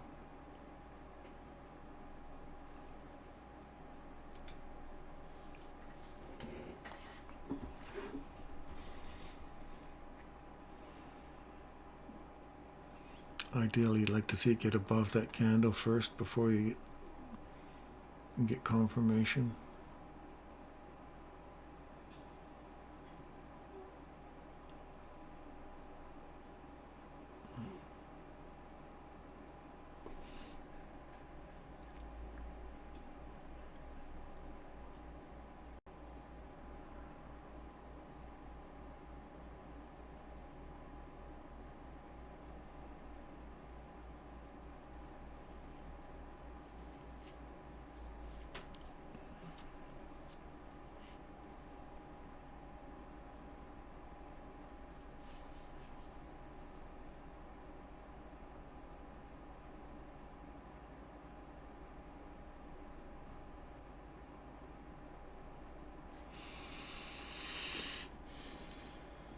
Would you see the 5-minute chart shows the breaker to get in the way of a move up?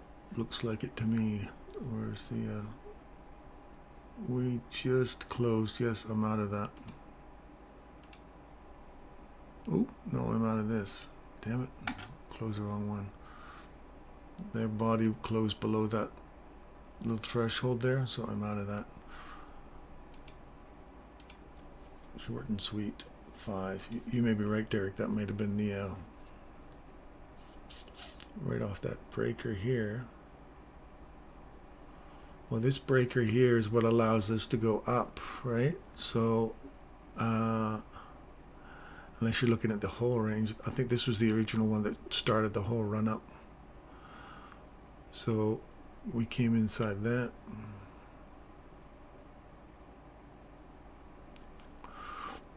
Order block. Yeah, I think we're probably going to run these lows out.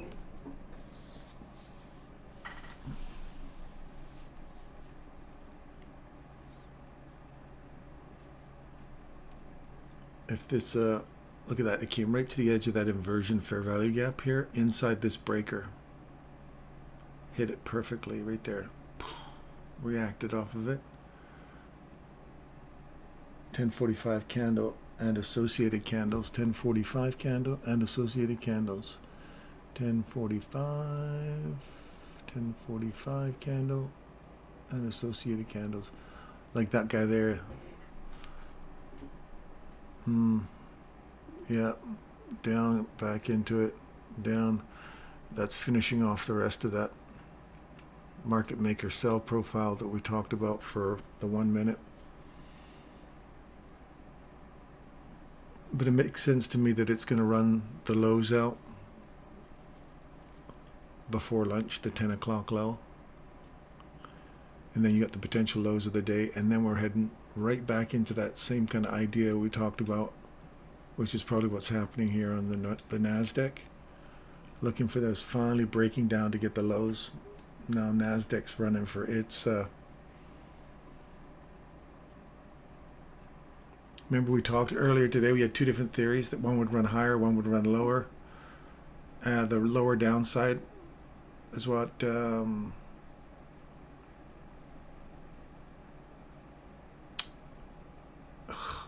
Lori and I were talking about this morning, about the NASDAQ doing a lower run on the daily, for heading for that lower time frame or lower daily fair value gap. Like if you look at this daily fair value gap here on, like we're looking for here, and that's where we're kind of anticipating for.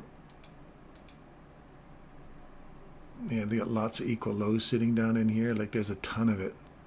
So for me, it's still running here for these equal lows in NASDAQ, which means for ES to change its tune and go back bullish again for that imbalance we looked at up high, we may not get that.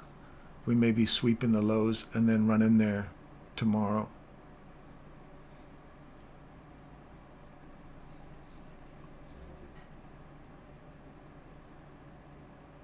Yeah, agreed.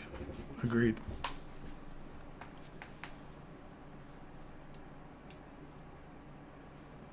God, I'm looking back at my other accounts now saying, oh, look how much money you would have made had you held that sucker from way up top there. I had an original trade at 46.63. Like up here. That would have been 46.63, 46.43. Oh, this is a 45.61, 63. It's on a MTF or MT5 chart though, so it's totally different from this one. But it was like in the 1 minute, I guess it would have been equivalent to that first run down. So right in here. So that would have been a massive 71. So almost 20 handles right now. It's really trying to recognize that we're in this market maker sell and trust your, Michael says it over and over again, trust your PD arrays. When you get good enough at it, trust your PD arrays are going to hold. But I'm so quick to kind of chase down with my stop loss that I don't just give it enough legs and say, you know what, even if it comes back against you, if you get these massive profits, nibble pieces out and don't worry about your stop loss chasing down to try and maximize everything. Still more to learn, my friend. Still more to learn.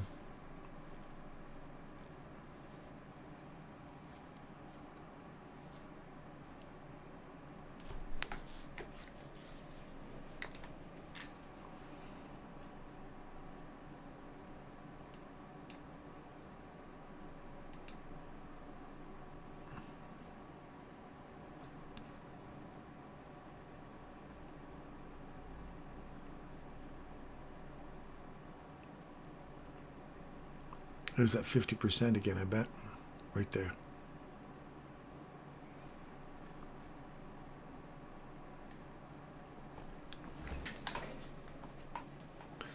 This would be a nice place for it to turn around and go back up if it was. But I think those equal lows are we're not gonna leave those untouched.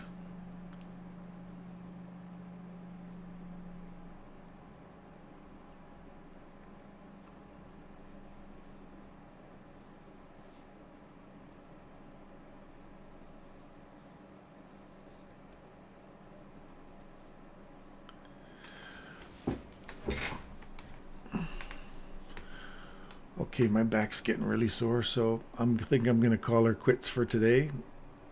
I'm out for the day, Derek. I think we did pretty good. We're doing really good so far this week. And yeah, let's see what tomorrow holds. If you're in this for the rest of the day, if you're in it for a retracement, man, you got some beautiful little pockets of liquidity up here for this to reach for. As soon as this starts to show that it wants to make a reversal, you've got some awesome places to catch some. Like, look at this stuff. This is all just beautiful liquidity on the upside. I kind of hope that it runs the lows out today, and then tomorrow we get the big pump up. Then we can start really hauling in some pips for tomorrow. At 45.56, you sold. You going short off this imbalance here.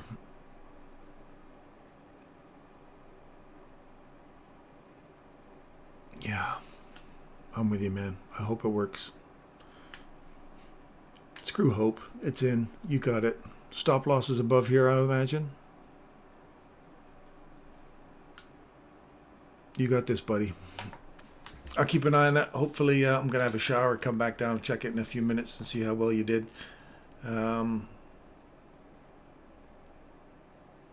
I'm all for you. I totally agree what you're going for there.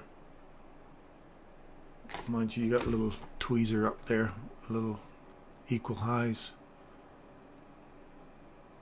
May come as high as this inversion here. So watch these old lows.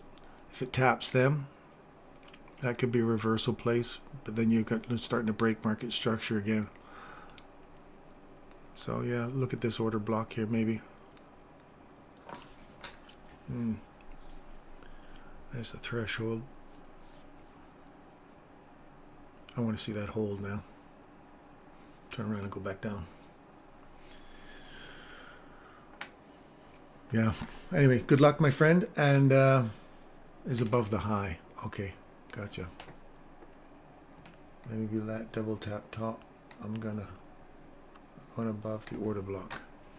Got you. All right, well, that's me out for the day. Thanks for coming in, you guys. Thanks for popping in. And it's been an awesome trading day. Some beautiful setups and some harebrained ones. I like it. It's been fun, as usual.